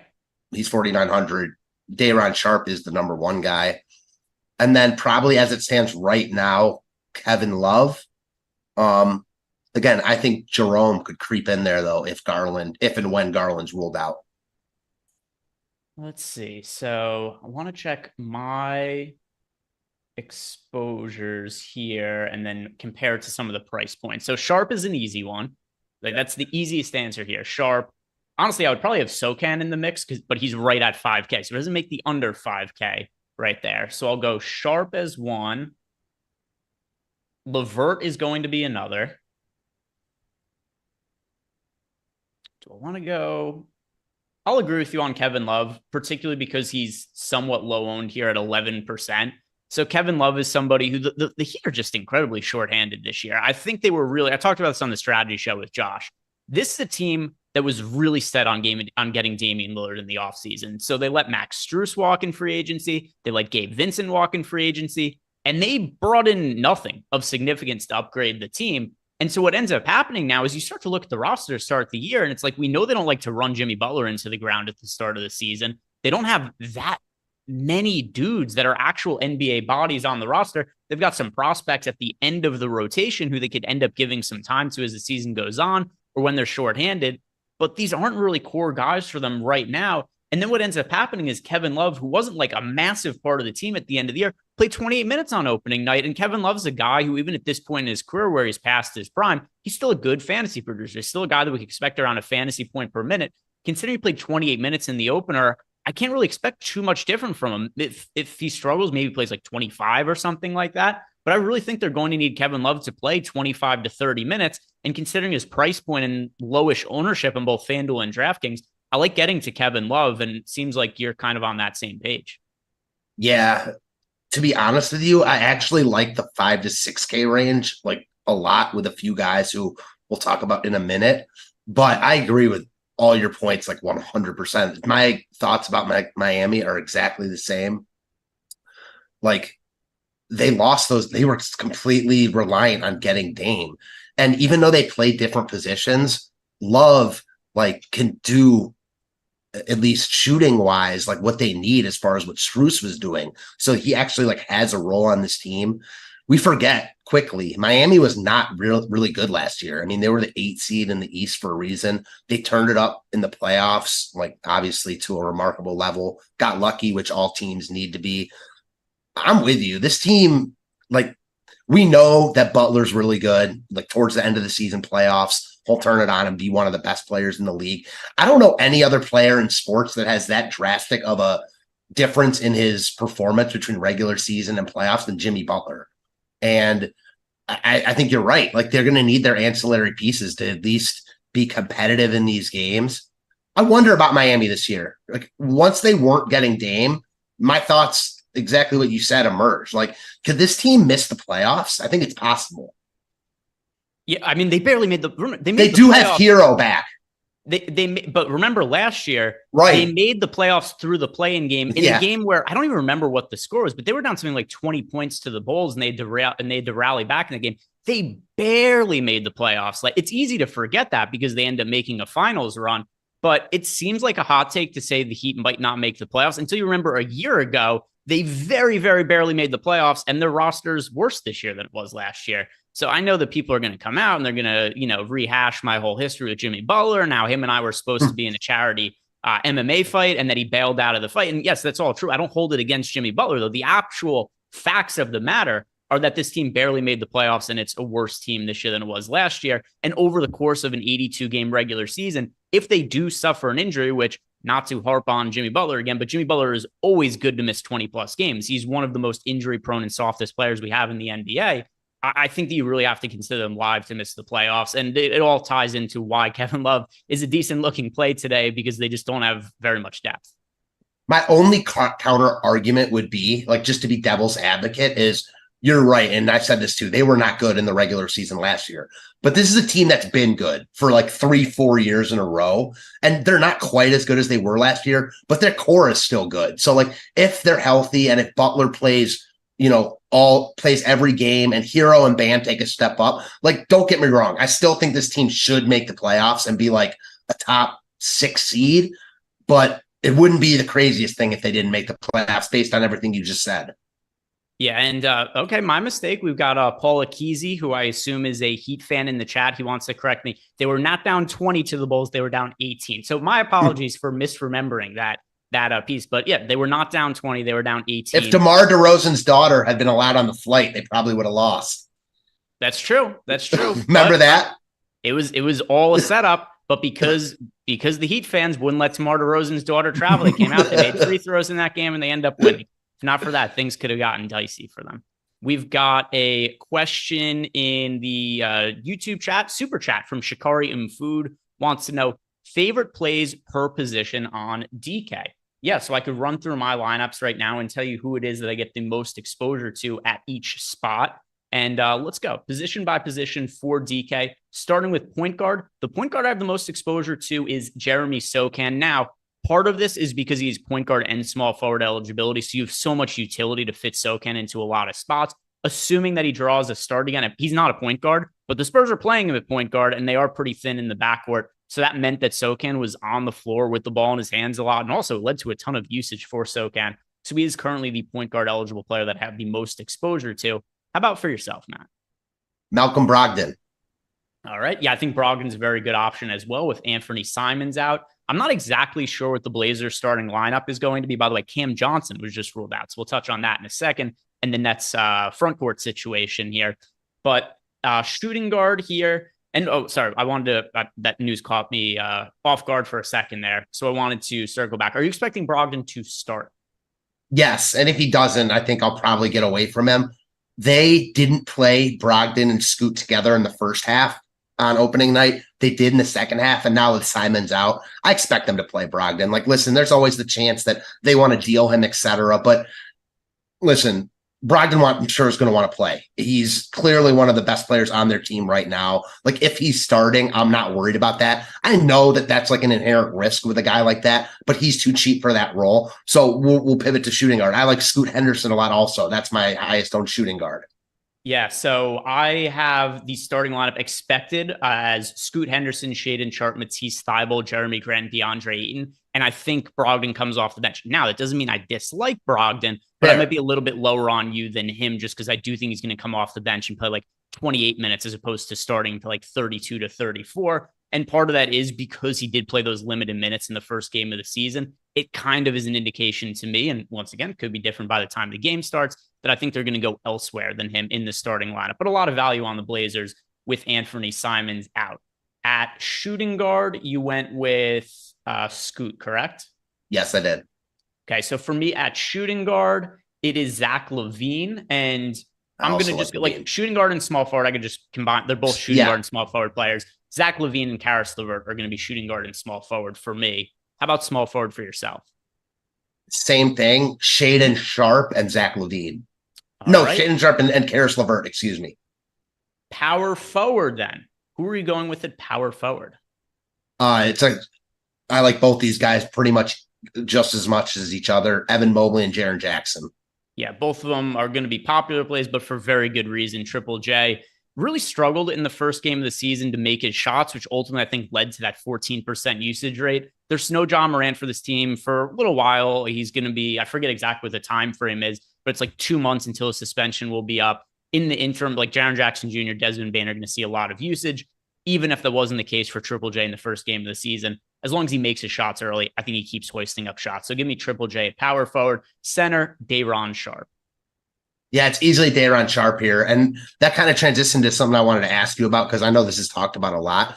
Like for me, and I think this is like something you can only get by like playing a lot and learning the nuances of DFS.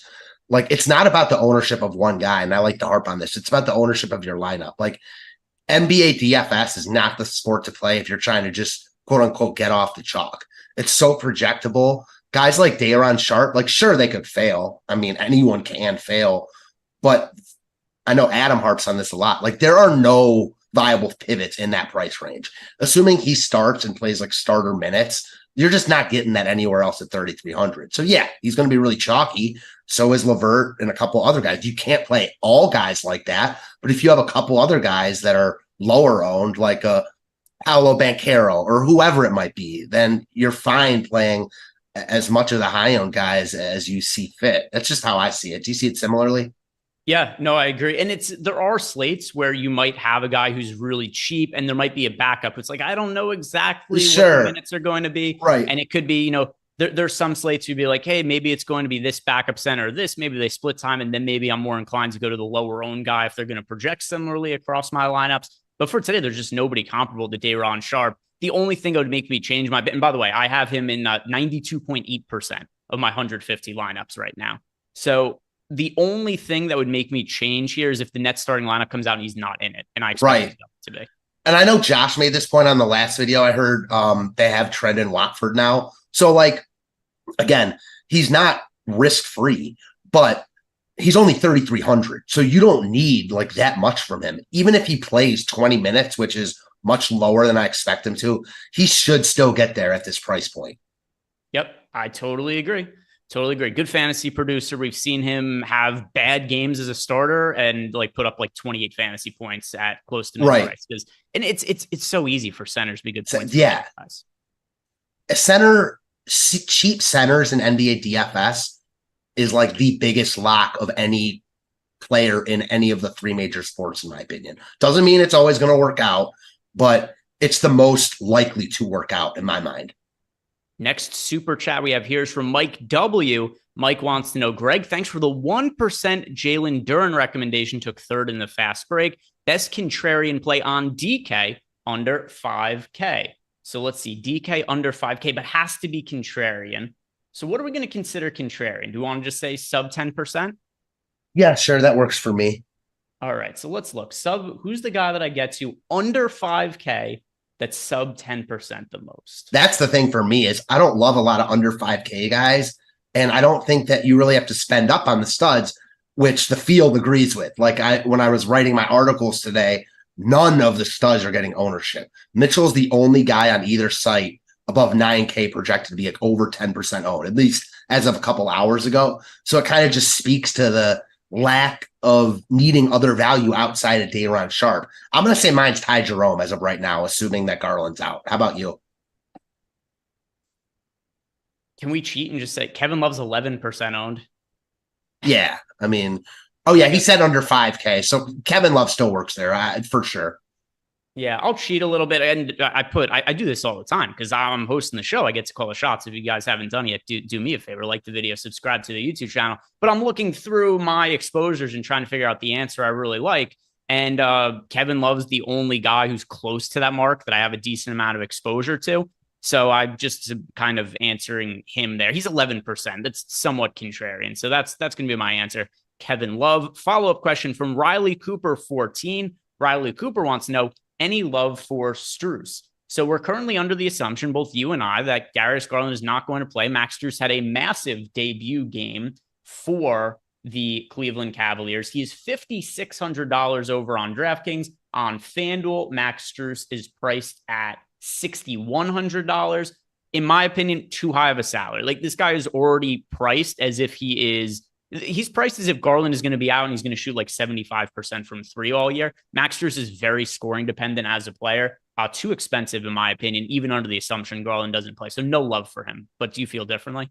No, he's too expensive. We know who he is, right? Like, he's been around for a while. I know the Cleveland media is excited about it because of his game the other night. But, 12 rebounds. Like, I just don't expect that to continue. The only, I think, thing you could say is that, now he's in Cleveland, maybe he has a bigger role, but like, I don't see that. They've got Donovan Mitchell, Garland when he's healthy. He's priced, as you said, like if Garland is, already out and he's going to be, it's just he's too expensive. Next, we got some questions in Discord to answer now. Caught up on the super chats, but in Discord, we've got Mr. Cool Cam who wants to know who are the top 3 must plays for FanDuel single entry. So if you're playing one lineup on FanDuel, who are the 3 players, Matt, that you would say are must haves, guys that you cannot do without? It's a little bit different on FanDuel than DK, obviously. The pricing is just like, for me, I really like Paolo Banchero tonight. And he's really cheap on FanDuel. So I like him on DK. So, of course, on FanDuel, I think he's a really strong play. So I'm going to go there. You know, he's more expensive, but I still really like Day'Ron Sharpe. Like, he just seems like a nice, where he's not the automatic lock he is on DK. He seems like a nice just filler piece for me. And then the other guy that I'll say is, I'm going to go with Scoot. I like that, you know, the peripherals are counted more on FanDuel. He's even cheaper there. So give me Scoot Henderson. Although it's just different than DraftKings. There aren't guys like on DK where I think you have to roster. 3 guys that I like quite a bit on FanDuel. Jaylen Brown, mispriced at $6,900. Really like him on FanDuel. Fred VanVleet, another one, $7K for him. Another player is mispriced by like $1,000. And then one more. I'm going to go with De'Aaron Fox, who's a little bit of a lesser owned one, but De'Aaron Fox at $8,400 on FanDuel. I also think he's a little bit under owned on DK at $8,700. Got De'Aaron Fox, pretty good matchup against the Warriors, at least as far as pace is concerned. And we know there's a lot of upside in De'Aaron Fox. So Fox, Jaylen Brown, and Fred VanVleet, those are going to be my answers there. As Emac is in the YouTube chat saying it is pronounced Fred Van Elite. You've got the Fred Van Elite fan club that our friend Emac has started up. Now let's see. We've got another super chat from James Magruder. James wants to know $5,500 for a forward end guard not named LeVert. So forward end guard. Forward guard. He said 5,400. 5,500 for so we'll give out one of each, a forward and a guard at 5,500. One of them for me is going to be Malcolm Brogdon. Yeah, Brogdon for me. At guard. Oh, sorry. Go ahead. We go back and forth. So guard, I'll go with Brogdon. Who are you going to say at guard? I was going to say Brogdon, but just as to not copy you, I'll go Markelle Fultz. And then at forward for me, I'm going to say Sochan. Yeah, he looks like a strong play. I guess I'll say Karis LeVert then. Next super chat here. No, it could not be LeVert. Oh, said anyone, but okay. Yeah, it was the only stipulation. Just can't be LeVert. I guess I didn't listen too closely. I'll go Shaedon Sharpe. All right. Next super chat is from I'm Real Forever, who wants to know Kyrie revenge, then 2 question marks. Not something I typically really care about, but I am not getting to very much of Kyrie Irving today. There's a lot of value that's opening up. And instead of paying up for Kyrie, like I'd rather just get up to like the Lukas and the Jokic's. Yeah, definitely. It's really hard to play him at his, full price tag with Luka in. So no thanks. Next super chat is from the Malevolent Elephant. Malevolent Elephant wants to know Banchero or Porzingis? DK single entry. Banchero or Porzingis? Actually, Jacob, do you know how to? I should have gone through this with you before. Do you know where the player compare tool is on the site? It's if you go to the homepage and then you'll see under the NBA header, it's one of the tools there, the NBA player compare tool.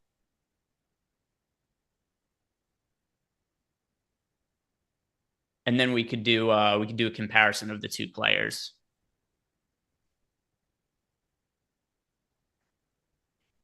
Here, one sec. I'll answer the next super chat and then I'll send you the link while we answer the next one. Cheyenne wants to know, is Watford playable on FanDuel? Matt, is Trent Watford somebody you're rostering? Depends on how many lineups you're playing. Like if you're playing 150, sure, but 1 to 5, no. Right. Here is the link. I'm sending it to you right now, Jacob. And then where do I have Slack?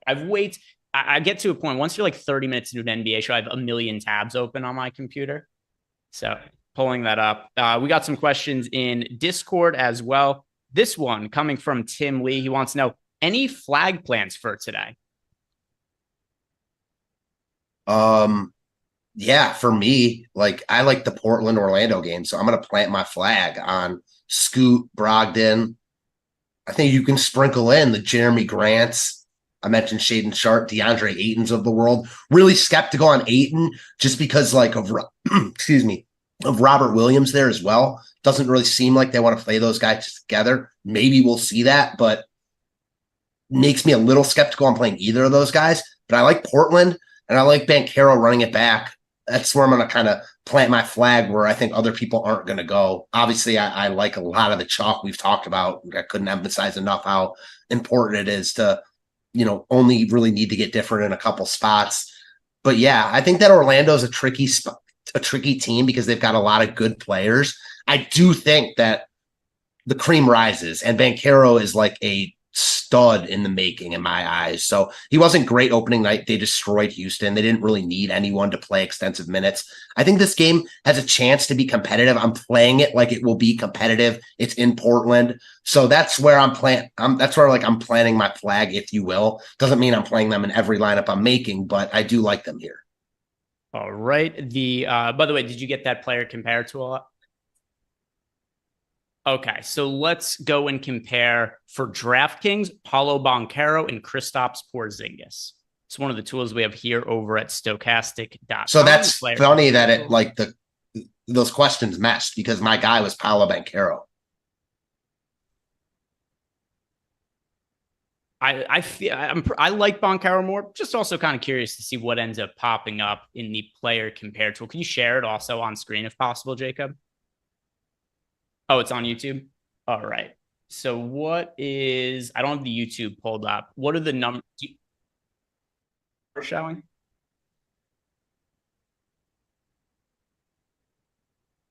Okay. Matt, do you see what it shows on the screen? No, I don't. Oh boy. All right. I can pull it up real quick. Hold on. This was a poorly executed game plan by me on the fly to answer super chat. Anyway, Cheyenne, yeah, no Watford for me. As for Banchero versus Porzingis, my answer is going to be Banchero. Don't need to belabor it anymore. 20 minutes left to go here. Stewie Griffin has left us a super chat. Stewie wants to know, trying to project minutes. Any chance you guys see an instance where Thomas gets more minutes with Simmons at the 5? Really like him. I project him for like 28 to 30. He could. I will say this, he didn't play a massive amount of minutes last game, and that was even though he was making every single shot in the world. We've seen this the last couple of years. Cam Thomas's minutes are all over the place. Here's where I think, though, that he's just going to be in a better spot for today. With Cam Johnson just ruled out, we didn't really talk on that point yet, but Cam Johnson has been ruled out. Nick Claxton was already out. Who are you liking more from the Nets now that Cam Johnson isn't going to be playing? No one really. I mean, he was limited on opening night. I just think there's really good spots on this slate other than Brooklyn against Dallas, who is typically a slow running offense. I do have the YouTube pulled up and I paused the screen, so I have it paused. Looks like this is on FanDuel, and our tools like Porzingis more. Okay. Yeah, we have kind of, it's weird to me though, because Banchero's only 7,300 and he projects for 36 FanDuel points. Porzingis is 8,600, projects for 38.57 points. I think it's the ownership and all that skews it. Banchero's popular on FanDuel at 21%. Porzingis only owned at 5%, so the leverage really swayed in Porzingis' favor. I also prefer Banchero on both sites. I mean, I can't remember, but I thought I might have heard you talking about this like on a show previously where you thought Banchero was like a guy who you thought could really take steps, to be a guy. I feel the exact same way. And that's what I was saying, like in terms of planting my flag on a guy, I think it's him tonight. I like him on DK. I know that Orlando's a muddied situation with a lot of good players, but he's the guy. I think he takes an even bigger step this year. So I'm team Banchero. Like he's not going to be a great play based on projections on DK tonight, but I think his upside is real, even at 8,200 or wherever he is there. Totally agree. He's somebody who I like getting to on both sites, more so on FanDuel where he's considerably cheaper, but still somebody who's worth getting to pretty much everywhere. We've got the next question here in the Discord channel is coming from We have the Black Mamba wants to know thoughts on Sharp if Simons is out. First off, Simons is out. So with that in mind, Sharp is definitely somebody who I like getting to. I expect he's going to start, play big minutes. This team sucks. And Shaden Sharp is somebody who, even in a blowout scenario, I think is going to play extended minutes. So I remember correctly, you're also on Shaden Sharp tonight. Yeah, blowout scenario might even help him. So yeah, for sure. I like him. I like the two guards the most now with Simons out, but Sharp is the third guy for me. Next question we have here is from Einstein. He wants to know, would we consider Tyler Hero as a pivot off of CP3?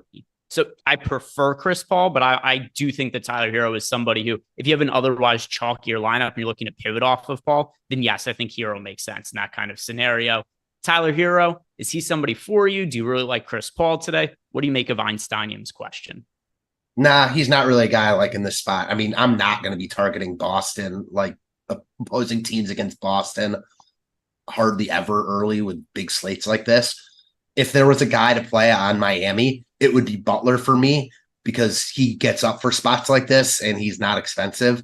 I don't care really for Hero here. I think Chris Paul's the much better play. Sure, if I were playing like 150, I would sprinkle some in, but not a priority for me at all. All right. The next question here is from Sniffs. Sniffs wants to know, do we prefer Shaden Sharp or Scoot Henderson? Kind of splitting hairs for me. I'm going to be overweight to both of them. Same. If I had to choose, it'd be Scoot, but I'm probably biased because I really, really like Scoot as a prospect. Here's another good one for Miami High Life who wants to know, do we prefer paying up for Luka or for Jokic? It's funny. If it's just a 1v1, the answer for me is Jokic, but I'm going to have more exposure to Luka because of the Day'Ron Sharp situation. Because one of my center spots is going to be taken up by Sharp, it's going to make it a little bit harder to get to Luka, to get to Jokic, whereas Luka is easier to fit in other spots. So if it's just a 1v1 in a utility spot, then it's going to be Jokic for me. But by and large, I'm going to have more exposure to Luka. That makes sense. I don't think either of them are must plays. Like, agreed. Even with more value opening up, we still don't have like a ton of really cheap value besides Day'Ron Sharp. I think that the answer for me is simple. If I were playing like a cash game, I think Jokic is the answer. I think in a tournament, Luka's the slight answer, but it's really close for both. And it's just a preference type thing. Updating some stuff here. I'm going to have just bringing back to something I'm going to have a little bit of Cam Thomas with Cam Johnson out. I like that call. Nothing significant. I'm just updating my lineups and running everything through our Sims tool again. And I just wanted to make sure that I went back and said that I'll have a little bit of Cam Thomas here. It looks like nothing crazy, but probably like 5 to 10% or so. Next question here is coming from Kapanikella, who says, who's the one player you're playing in single entry? And I can't wait to hear the nuke of the night. So there's no Eric today. So no nuke of the night, because I'm not going to hijack and it's no offense to Matt, but, we're not going to hijack any other bits that we've come up with. I did crush it last night on there. Oh, okay. I didn't, when the nuke of the night, when he asked me at first, I said Kelly Oubre. And then I went back on it because I thought that was too contrarian. And Oubre smashed, but I went to Maxey. So Maxey was like the play of the slate. So I'm totally down to not do it tonight and just let that ride. All right. Yeah. And by the way, shame on Eric, because that's a bit that I came up with and it was going to be something for him. And then he goes and he thinks he could just repurpose it on other shows without me. Get out of here. This is why I need to fire Eric. I didn't realize that was like a point of contention. I totally wouldn't have mentioned it.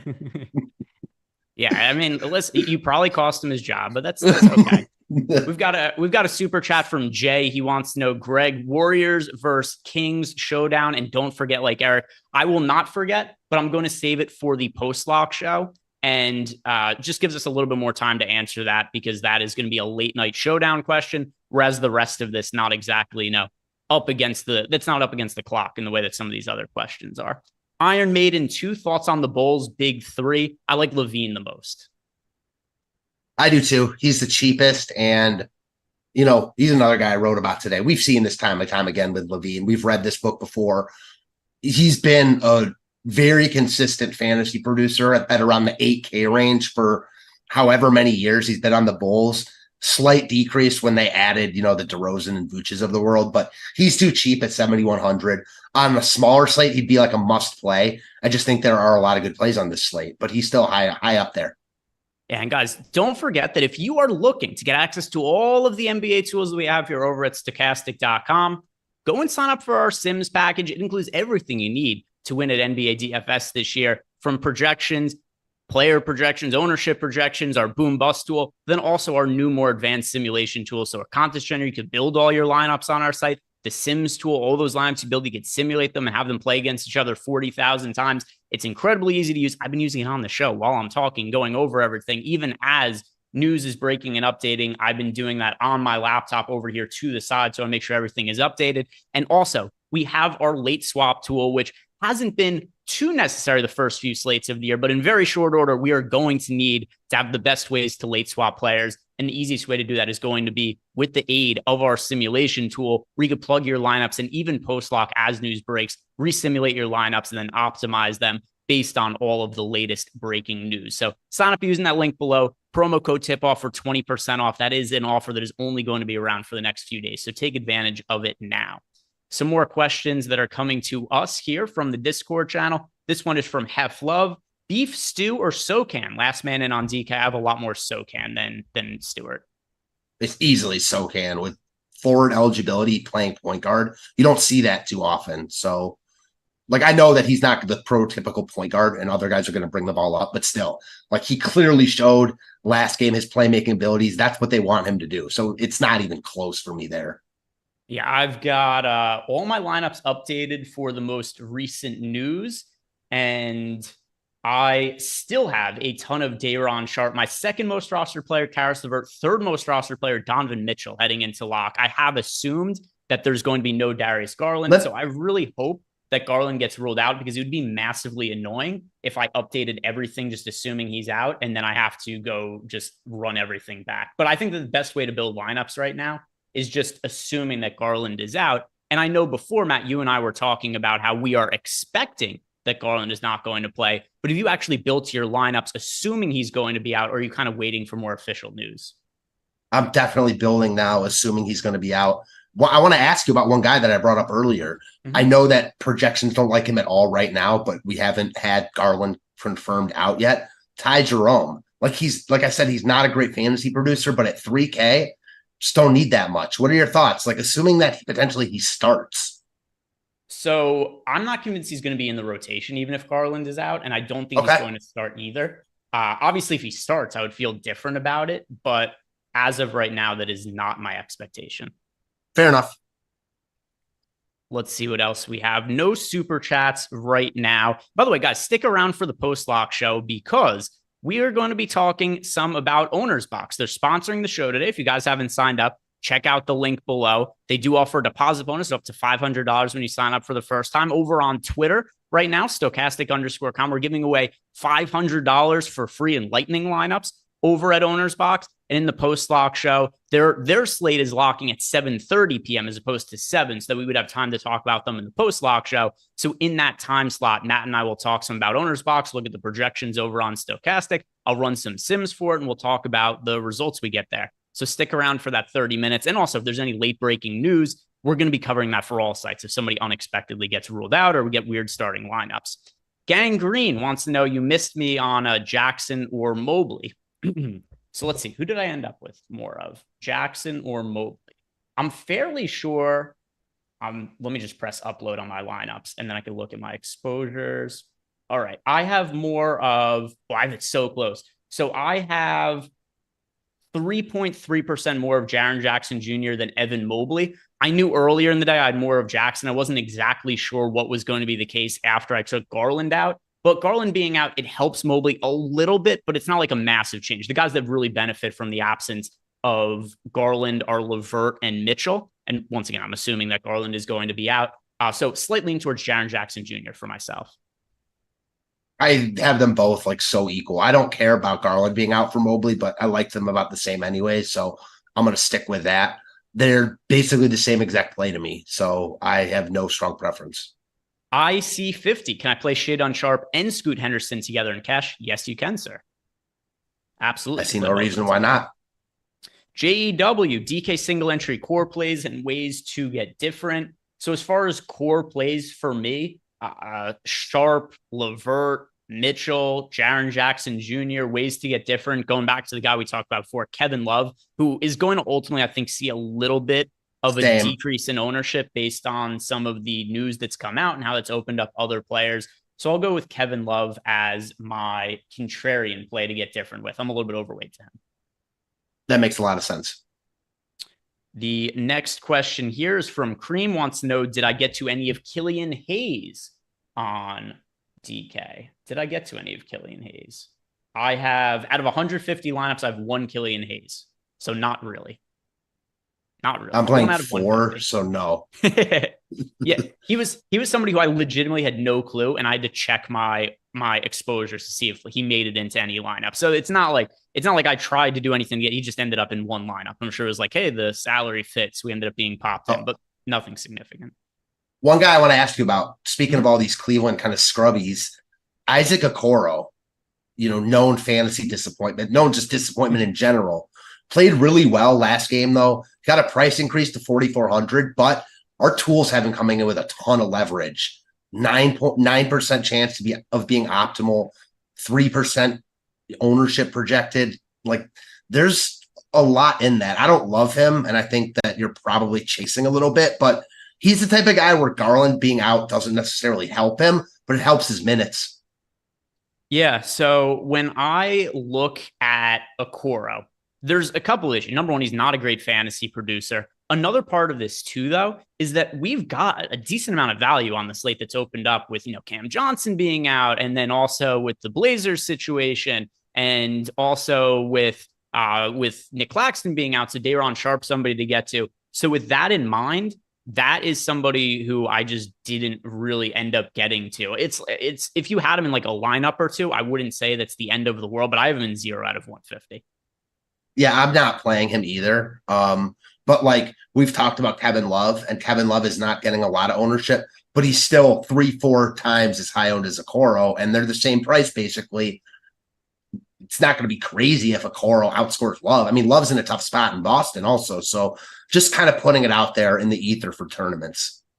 All right, let's go ahead and see if we have any other questions here, which I think we've got all of these right now. So just kind of like a roundup of what it is that we're getting to now that we're approaching lock here, Matt. 7 minutes to go. If you guys haven't done yet, do us a favor, like the video, subscribe to the YouTube channel. And actually, we did get a question here from Travis Hill that just came in as a super chat. Travis says he's at 40% Brogdon. Where are you guys at? And am I crazy for a large field GPP? I have 20% Brogdon. So, I mean, I don't think 40% is like totally crazy because I think he's a good option to get to. I had close, I don't remember the exact number, but I think I was closer to 30% before I took Garland out. But what ended up really lowering my exposure to Brogdon was when I got to more of Donovan Mitchell and Karis LeVert and just some of the overlaps in positions. So I think Brogdon's a good play, but I don't quite have 40% of them. I'm closer to 20. I think a lot depends on if he's starting or not. If he's starting, I'm comfortable playing him in like 75% of my lineups, meaning 3 of 4. If he's not, probably no more than 2 of the 4 lineups, ideally 1. We'll see when that news comes out, because I still think he's a strong play coming off the bench as you think he does. So I'm not like going to take him out everywhere, assuming that's the case.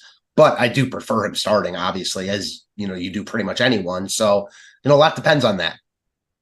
Yeah, we've got a question here from... But also something that Matt and I differed a little bit about, and I don't think either of us were like super firm in our belief in this, but I don't think Brogdon's going to start. Matt was expecting to start, but it wouldn't like stun me if he does. It's to me more that they didn't play him a ton of minutes in the first game of the season. I think they're going to be a little conservative with him. But if we do find out that Brogdon starts, I'm going to be getting to him as much as I can using the late swap tool in our sims just to try to force myself to more of Brogdon. Good play, but somebody who I don't quite put as like a smash type play unless he is starting. The Miggy Roberts says, is 3 Cavs for DK too much? No, absolutely not. In fact, I think assuming Garland is out, you want to be playing Mitchell, Mobley, and LeVert and Cash.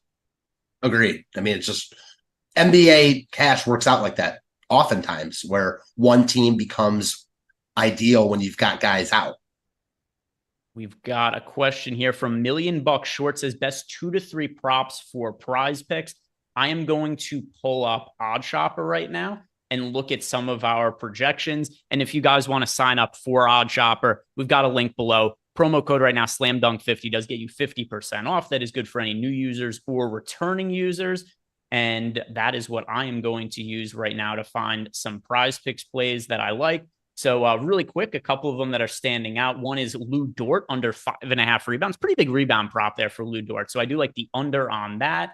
And then another one here that I like is over 10.5 points for Jeremy Sokan. I'm assuming he continues to start at point guard. He had a nearly 25% usage rate last game, took a bunch of shots. He only shot 4 of 12 or 4 of 13 from the field. I'm going off the top of my head from that last game. And if he's going to get that kind of usage, he's more likely to make more of those shots than not. So 10.5 points, I think it's a really low prop for him based on what we saw before. Give me over 10.5 for Jeremy Sokan. Thank you very much for the questions there, guys. We've got a super chat from DC24. There is no question, though, just a super chat. If you have a question for us, throw it into the YouTube chat. You don't have to leave us another super chat, I should say. If you have a question, just throw it into the YouTube channel and I'll read it off. But DC24, thank you for the support, but there is no question included with it. I got a question for you. You got go ahead. Yeah. He said Scoot or Marcus Smart on DraftKings. I have more of Scoot, but isn't there a pretty big price difference between them? No, they're like the same. Scoot's 59, Smart's 58. Okay. Yeah, that is a Scoot for me. It's Scoot for me also, but I don't think like it's crazy to play Smart. I just prefer Scoot there. Same.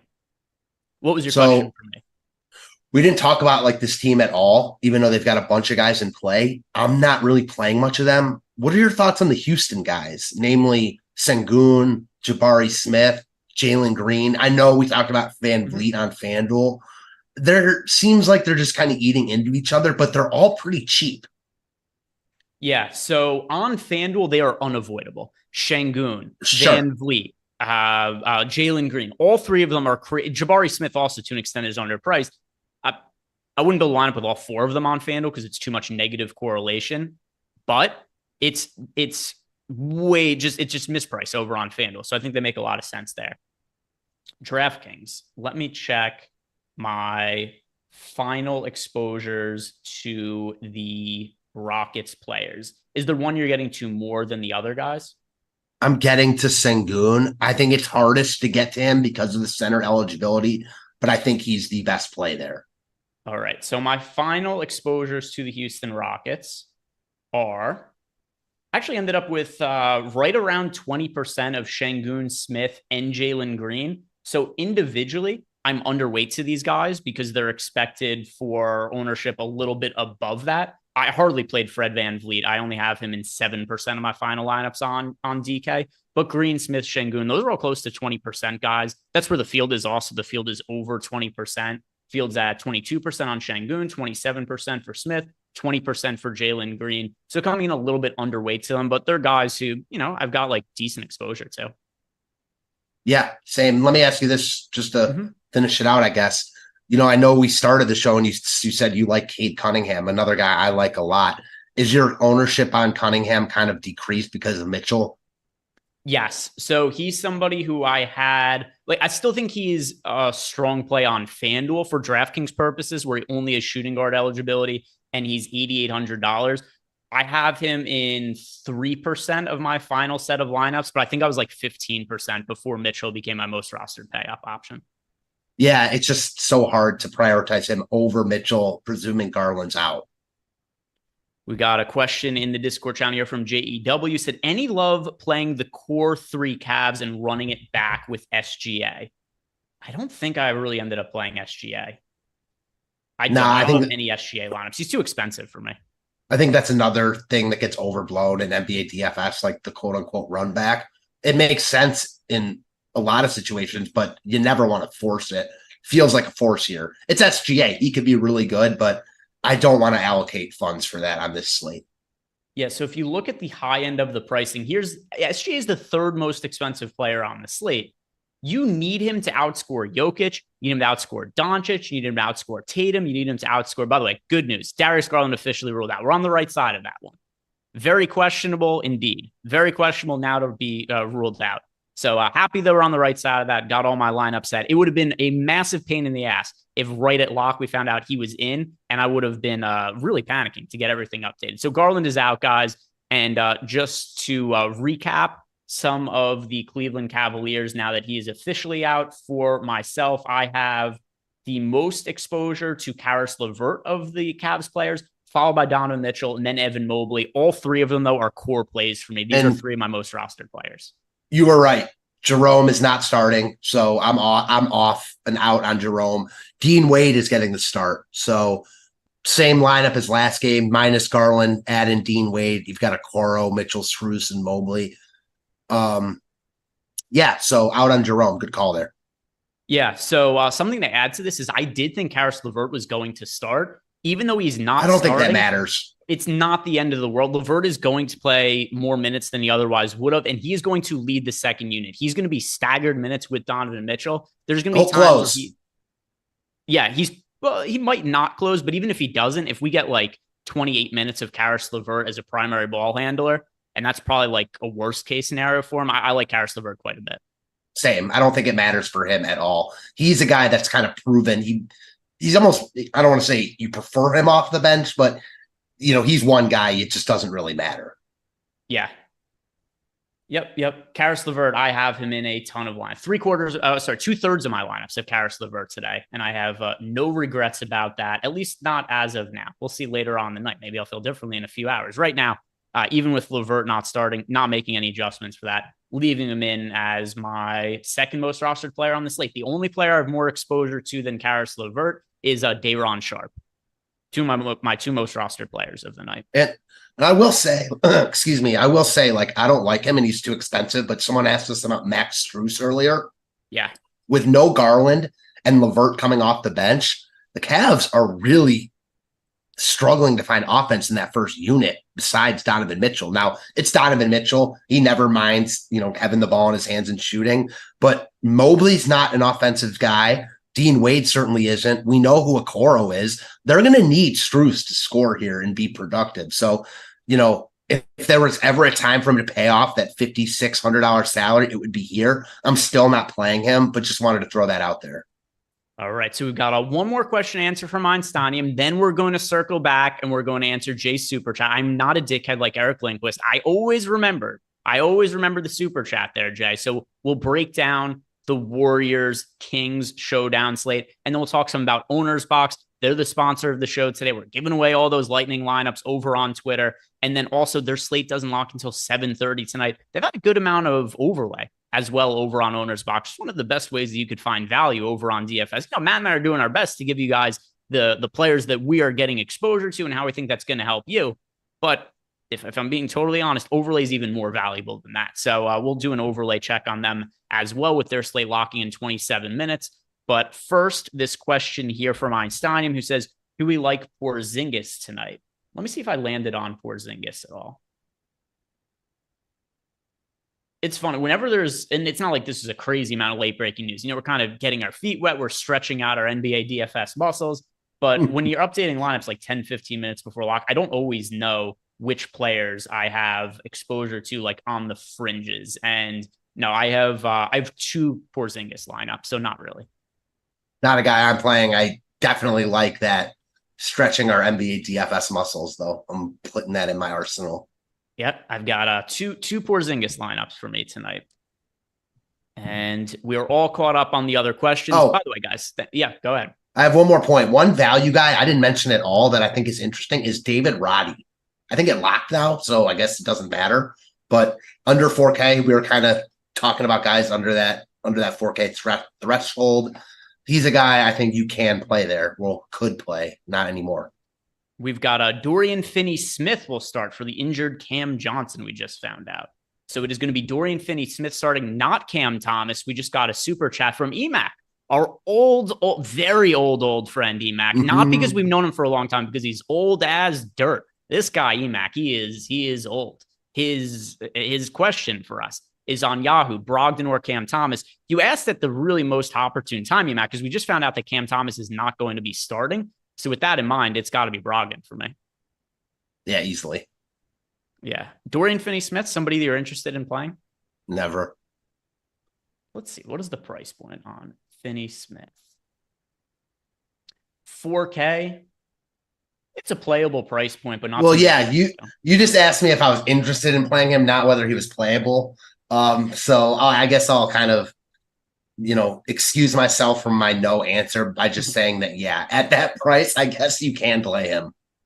Yeah, and I am not playing him, by the way. I have, and also check our updated projection. Like, we have Dorian Finney-Smith project for 19.19 fantasy points at a 4K price point over on DraftKings. On FanDuel, we have him projected for 18.88 fantasy points at $4,600. If you had him and you clicked his name as a last man and not the end of the world, but I don't have any DFS. Well, I shouldn't say I don't have any Dorian Finney-Smith lineups. I guess it gets a little confusing if I say I don't have any DFS lineup. So no Dorian Finney-Smith for me on this slate. But thank you for the message, our dear friend EMAC. We just, let's see, do we have the no net starting lineup quite yet? All we found out is that Dorian Finney-Smith is going to be starting for Cam Johnson. I want to know starting at center. Give me the Day'Ron Sharp news. One quick thing before we move on to Jay's super chat and owner's box. Or what are you going to be doing with Day'Ron Sharp if we find out in a couple minutes he's not starting? I guess you just pivot to Watford. I mean, Watford is even cheaper. I would assume that he'd be starting over Sharp. That's not really sure, it's in the back of my head that he might not start, but I'm just assuming he's going to start. He's a guy that's been there. He started for Claxton in the past. I would be very surprised if he doesn't start, personally. Yeah. What time does that game start? It doesn't start 8:30. Yeah, it doesn't start for a little while. So we would have a good amount of time to make some swaps if we do find out that there is no Day'Ron Sharp starting. Actually, what I think, though, and somebody actually brought this up in the YouTube chat, is I wouldn't be stunned if they start Ben Simmons at center. That is something I could see them end up doing in this spot. The only thing that I'll say there is Derek Lively looked really good for Dallas in their first game. I think he might have started the second half. They were talking about him potentially starting, soon, and he's a prototypical center. So if they do that, or when Lively plays, I think you're going to see Sharp on the floor anyways.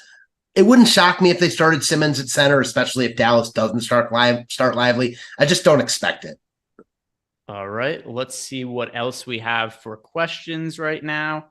And it is nothing else as far as super chats go. And we do have one question here from Einstein. Wants to know, with Caleb Martin out, does that change your interest in Hero? It does not. Same. Yeah, I don't have any. Is there anybody else from the Heat that you have more interest in with Martin being out? Nah. No. Like, I mean, if anybody, it helps Kevin Love a little bit more. Because if you remember dating back to the playoffs last year, that was kind of the trade-off, right? When Martin played more, Love played less. When Love played more, Martin played less. So if anybody, it helps out Kevin Love. But like, I was already playing Kevin Love. I'm overweight to the field on him. He's somebody I have double-digit exposure to. And then Tyler Hero is somebody who I have some exposure to, but isn't like an important play for me in any kind of way. So no, I don't think Caleb Martin really materially impacts Hero. If he impacts anybody, it's Kevin Love, and he's somebody I'm already playing. And it's such a tough spot for Miami. I mean, they're not playing the Hornets here. They're playing, I know you like the Hornets this year. I didn't mean it like that. They're playing the Celtics in Boston, one of, if not the best defensive team in the league. So I'm not going out of my way to play pieces of Miami personally.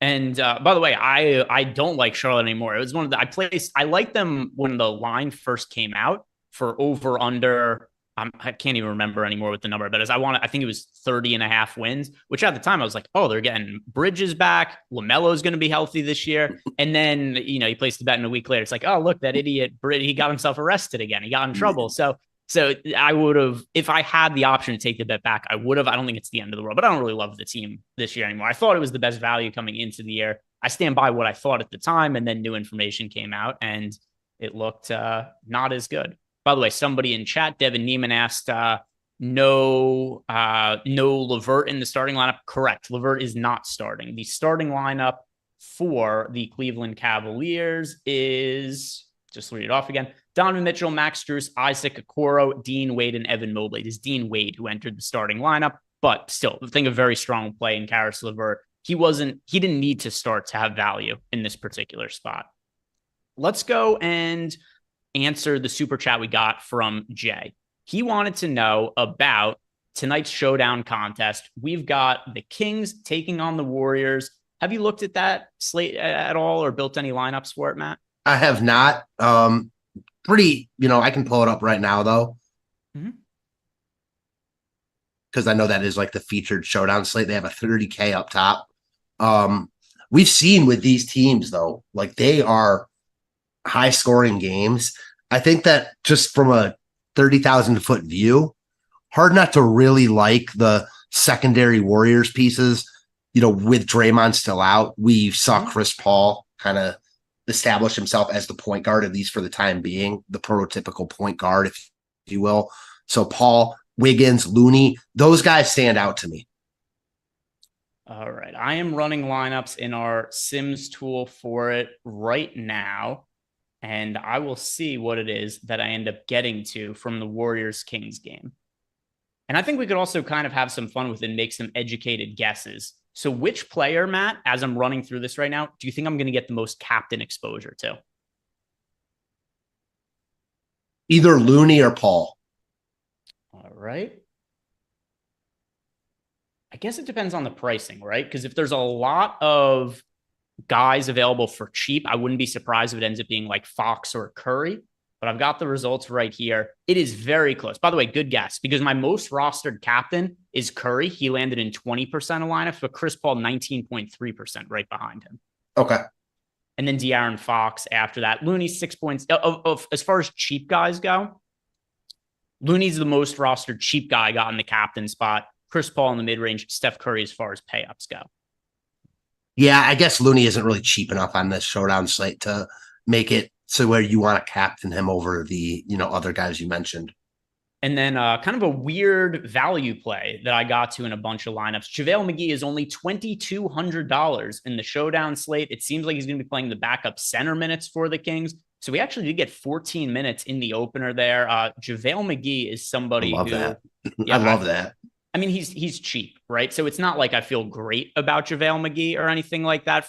I would never play JaVale McGee in a classic contest. But for showdown, which is what Jay asked, but he's only $2,200. We want to save salary to be able to get up to the likes of Sabonis, Fox, Curry, and somebody here in JaVale McGee enables us to do this. I got to 40% of him in the flex spot. As far as other guys go in the mid-range to round out lineups, I got to Looney in 45% of lineups. Chris Paul overall, he was somebody we got to in 44% of lineups in the flex spot, and then 19.3% I mentioned the captain spot before. So he really stands out. And then a couple of other players in Keegan Murray and Malik Monk that made it into my lineup. So Jay, thank you very much for the super chat. And to my word, I am not an asshole like Eric Lindquist. I will always answer your super chats. So Eric, shame on you. I don't know why you didn't answer Jay's question the other day, but Jay, we owe you a super chat if Eric wouldn't answer your question. So next time, just throw it in the YouTube chat that you're owed a super chat and I'll answer the question for you. Let's see what else we have as far as questions. If nothing, we'll go ahead and look at Owner's Box. We do have a question here from IC50 who says, was Kuminga in foul trouble last game? Do you know, is he more of a stable play this year? He was. If you're playing, he was in foul trouble. He is not a stable play. Here's what happened to him last game. Actually, he played extended minutes because Wiggins sucked. Kuminga was actually going to close the game over Wiggins. Wiggins is going to play better than that for the most part. So I don't view the minutes at all being stable for Kuminga this year. And that's just for the short term with Draymond Green out. For the long term, certainly not once Draymond Green is out. But for most games, I'm going to expect Wiggins to close over Kuminga. Wiggins just sucked last game. I'm with you. I think Kuminga did pick up 3 fouls instantly, though. Yeah. So just worth noting, Kuminga is not a stable play, but he's certainly a high upside play, especially in a showdown setting. And let's go ahead and start looking at Owner's Box. So, Jacob, you said that you could put the Owner's Box up on YouTube.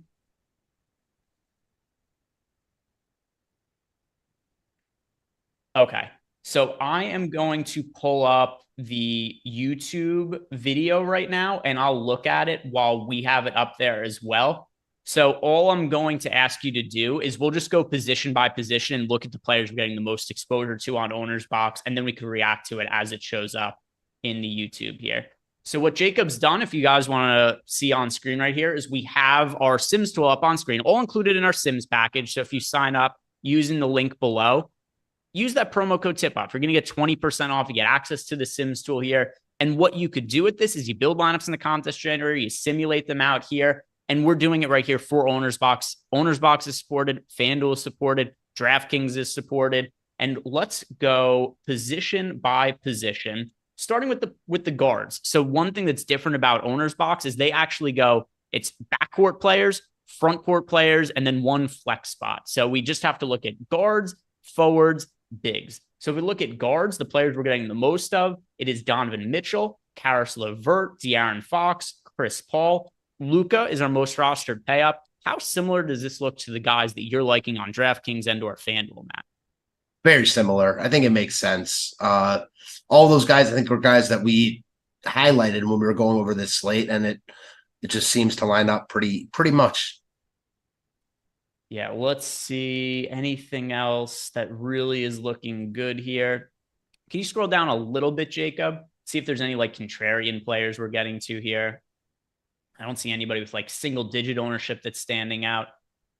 We've got Zach LaVine showing up in some lineups here. Actually ended up a little bit underweight to Malcolm Brogdon over on Owner's Box. So it looks like we ended up really favoring the Cleveland players over the Portland players with that Darius Garland news breaking, because you see here that we don't have a ton of exposure to the Portland guys and more so on Cleveland. And I'm also going to check how much overlay there is currently on Owner's Box. All right. So Owner's Box, big contest today. Loading on my app. Yeah, it's only about halfway full. So if you guys want to take advantage of some overlay, it looks like we're going to get that over on Owner's Box because the slate locks there in 12 minutes and the contest is only halfway full. So pretty good chance there's going to be overlay on Owner's Box. If you guys want to take advantage of it, good way to make yourself some expected value. And you can use some of the players here if you want to hand build a lineup or two that are showing up on screen.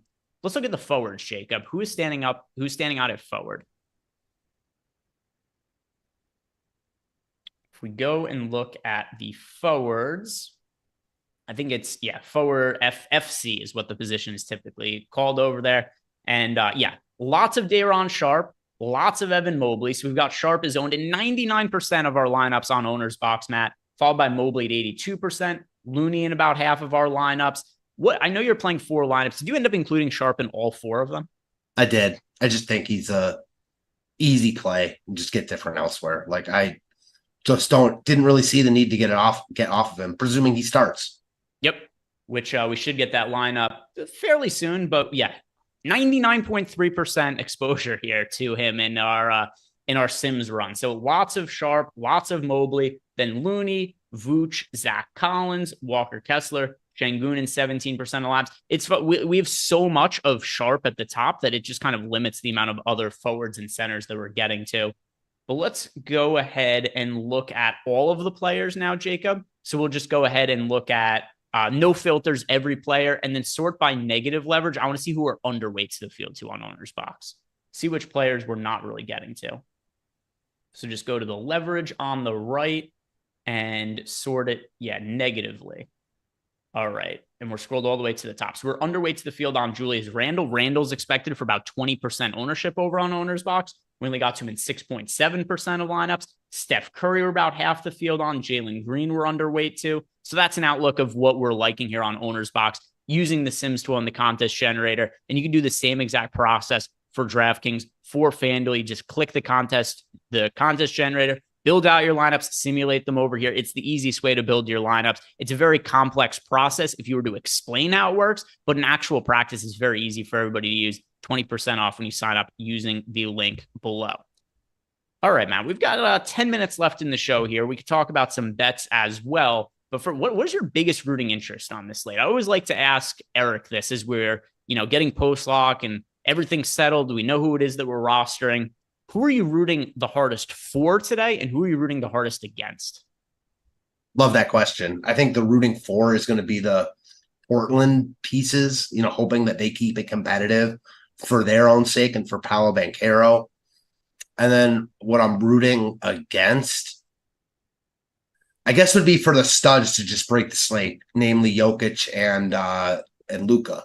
Those guys always have that upside. It doesn't really matter their price tag. So I'm hoping they stay below, I guess, 70. I mean, hopefully 60, but doubtful they both do.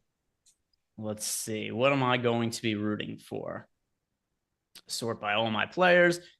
I wonder what Donovan Mitchell's ownership ends up being, because we didn't get the Garland news until right at 7. We were kind of ahead of it. We expected Garland to sit. Our projections were updated a while ago, assuming Garland was going to be out. I don't know. How popular do you think Mitchell ends up being today? I think he ends up pretty popular, especially in like higher dollar single entry type stuff. We have him projected right now for 44% ownership. I'm going to say in the higher dollar stuff, he's going to be like 60%. I mean, in the $15 or whatever it is, I think that, probably 45 to 50%.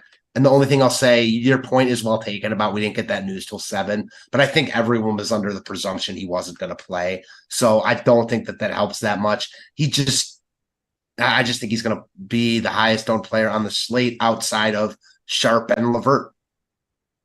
Let's see. What was our final? I'm going to go back to the ownership page, because there's part of me is like, I ended up with 41% of Donovan Mitchell across my 150 lineups. So there's a part of me that's like, all right, I feel like I would be rooting for Mitchell, but if his ownership actually ends up being 45%, then it's going to be, like I'm pretty neutral to Mitchell if he actually ends up being that popular. I do have Karis LeVert in 2/3 of my lineup, so that's probably going to be a chalk piece I'm rooting pretty heavily for. Who am I rooting against today? I'm probably going to be rooting for Zach LaVine again as well. That went so poorly last time, but I'm back to the well with Zach LaVine, so he's somebody who I'm going to be rooting for today. Who am I rooting against? I ended up with... I hate to say it, but I'm probably going to end up rooting against Jokic here, because, I did not end up with that much of Jokic after switching my lineups out and getting. So I'm going to hope if one of the studs goes off, I'd much prefer it to be Luka than to be Jokic, because I have a lot of my center spots taken up by Day'Ron Sharp, by Evan Mobley, Jaren Jackson Jr., Jalen Duren, Alperen Şengün, and I just didn't get too much of Jokic. I'm going to be rooting against Jokic tonight. I'm with you. That almost never, if you're rooting against Jokic, it almost never goes well.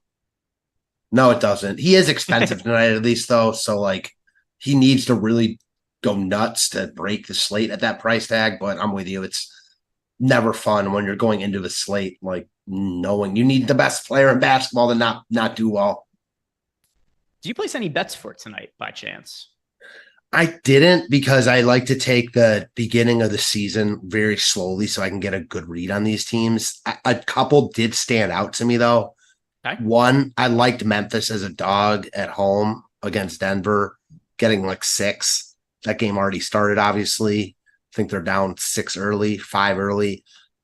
And then the other one that I was... I think that's going to be the only one I mentioned. I like Memphis here. It doesn't really matter to me that the game started. Yeah, we had we've had a lot of value show up on OddsShopper, so I've been placing a lot of bets for NBA so far this year, and it's been very, very profitable start to the season. Actually, I could check my ROI right now just by pulling up Pickett, and I can let you guys know where I'm at so far for NBA this season. So through the first week of the NBA season, my ROI on basketball bets is, this will be a terrible lead up if Pickett doesn't load. Here we go. 21.54% ROI, and I have placed 85 bets through the first week of the season, all using OddsShopper. I've just been going on OddsShopper. I sort by EV. I look at the highest projected bets, and if it's a book that actually allows me to bet and it will still take money from me, then I go and get that wager down. So I've been really profitable start to the NBA season using OddsShopper. And I'm going to pull that up right here to see what is standing out for tonight. Here's an interesting bet towards the top of the board for us. Chris Paul plus 200 to have a double-double. Chris Paul, who was very involved in the Warriors offense game 1. And, keep in mind, this is a plus money, but we have the fair line at plus 157. Chris Paul plus 200 to record a double-double. So that's one that's standing out. And let me sort by NBA because I don't want to be looking at any NFL bets right now. Got a couple days to think about football. It's another one. Keegan Murray under 6.5 rebounds. How many minutes did Keegan Murray play in the Kings' first game? Good question. Keegan Murray, game 1 of the season, played 29.7 minutes. Last year, Keegan Murray played 30 minutes per game and only averaged 4.6 rebounds. I mean, I like Keegan Murray as a young player. I do think that that's a fairly high rebound prop, though. So give me the under on that. Keegan Murray under 6.5 rebounds. I think he's far more likely to have 6 or less than he is to have 7 or more. So that's one that I like. I'm with you there. And if you guys want to sign up for Odd Shopper, which has really helped me be profitable to start off the NBA season, sign up using that link below. Slam Dunk 50. It's a tool that I promise you it is going to pay for itself. Just trust the data. That's the number one thing. A lot of people have asked me, like, how do I use Odd Shopper? I really just sort by EV and just place the bets and place as many of them as I can that are projected to be plus EV. And I trust the data. If you do that, it is going to be profitable for you in the long run, and the entire tool pays for itself and then some. So check out Odd Shopper if you guys are into betting. Use that link below to sign up. Question here in the super chat in YouTube from Freshka. Freshka saying, just got out of work. Can you quickly cover some value for the late slate? Yeah, let's go and look at the late slate. Late slate. And I assume you mean the late night slate, the 2-gamer, Orlando, Portland, and Golden State, Sacramento. I'm assuming that's what Fresca is talking about. Yeah, there's big contests for that slate also. Yeah, I'm running some lineups really quickly here. And all right. One team, I was just going to say, like, regarding that slate, one team that I don't really like there is Sacramento. They're healthy, and their price tags they're not too expensive by any means, but they're not cheap like some of these other teams. So, I like Portland a lot, as I talked about earlier. And then, Chris Paul, Steph Curry on a slate like this, always in play. I like these late slate 2-gamers. What do you feel on them? I don't like them, and I don't play them very often. Because especially one of the main ways that I think like my biggest edge comes in NBA DFS is with late swap. I know a lot of people like it because there is no late swap on these slates. So there's two things. In general, I don't like 2-game slates. And then I also like to be able to late swap. Both those things are taken out of the equation when you're playing the late slates. They're typically 2 or 3-game slates, and then they start at the same time, all the games usually, which means there is no late swap. So I don't like them all that much, if I'm being totally honest. But to answer the question that we had from Freshka, building out some lineups for the late slate, players that are standing out. Chris Paul, Shaedon Sharpe. We need that starting lineup for Portland, but Brogdon, I think, looks really good for the late slate at his price point. I'd say those are like my 3 overall favorite plays. Brogdon, Sharpe, Chris Paul. Fair? Yeah, totally fair. It's hard to really call anybody. It's 2-game slate. How contrarian can you get? But I also like Fox if I'm going to a pay up option also. So I don't love 2-game slates either. I do like the strategic element of, like, what if one of these games studs and the other one goes to OT, stuff like that. It just provides like another layer of thinking that I like to at least, dive into. But ideally, no, I don't like the 2-game slates. I do prefer when the late slates are like, 3-4 games. Makes it a lot better.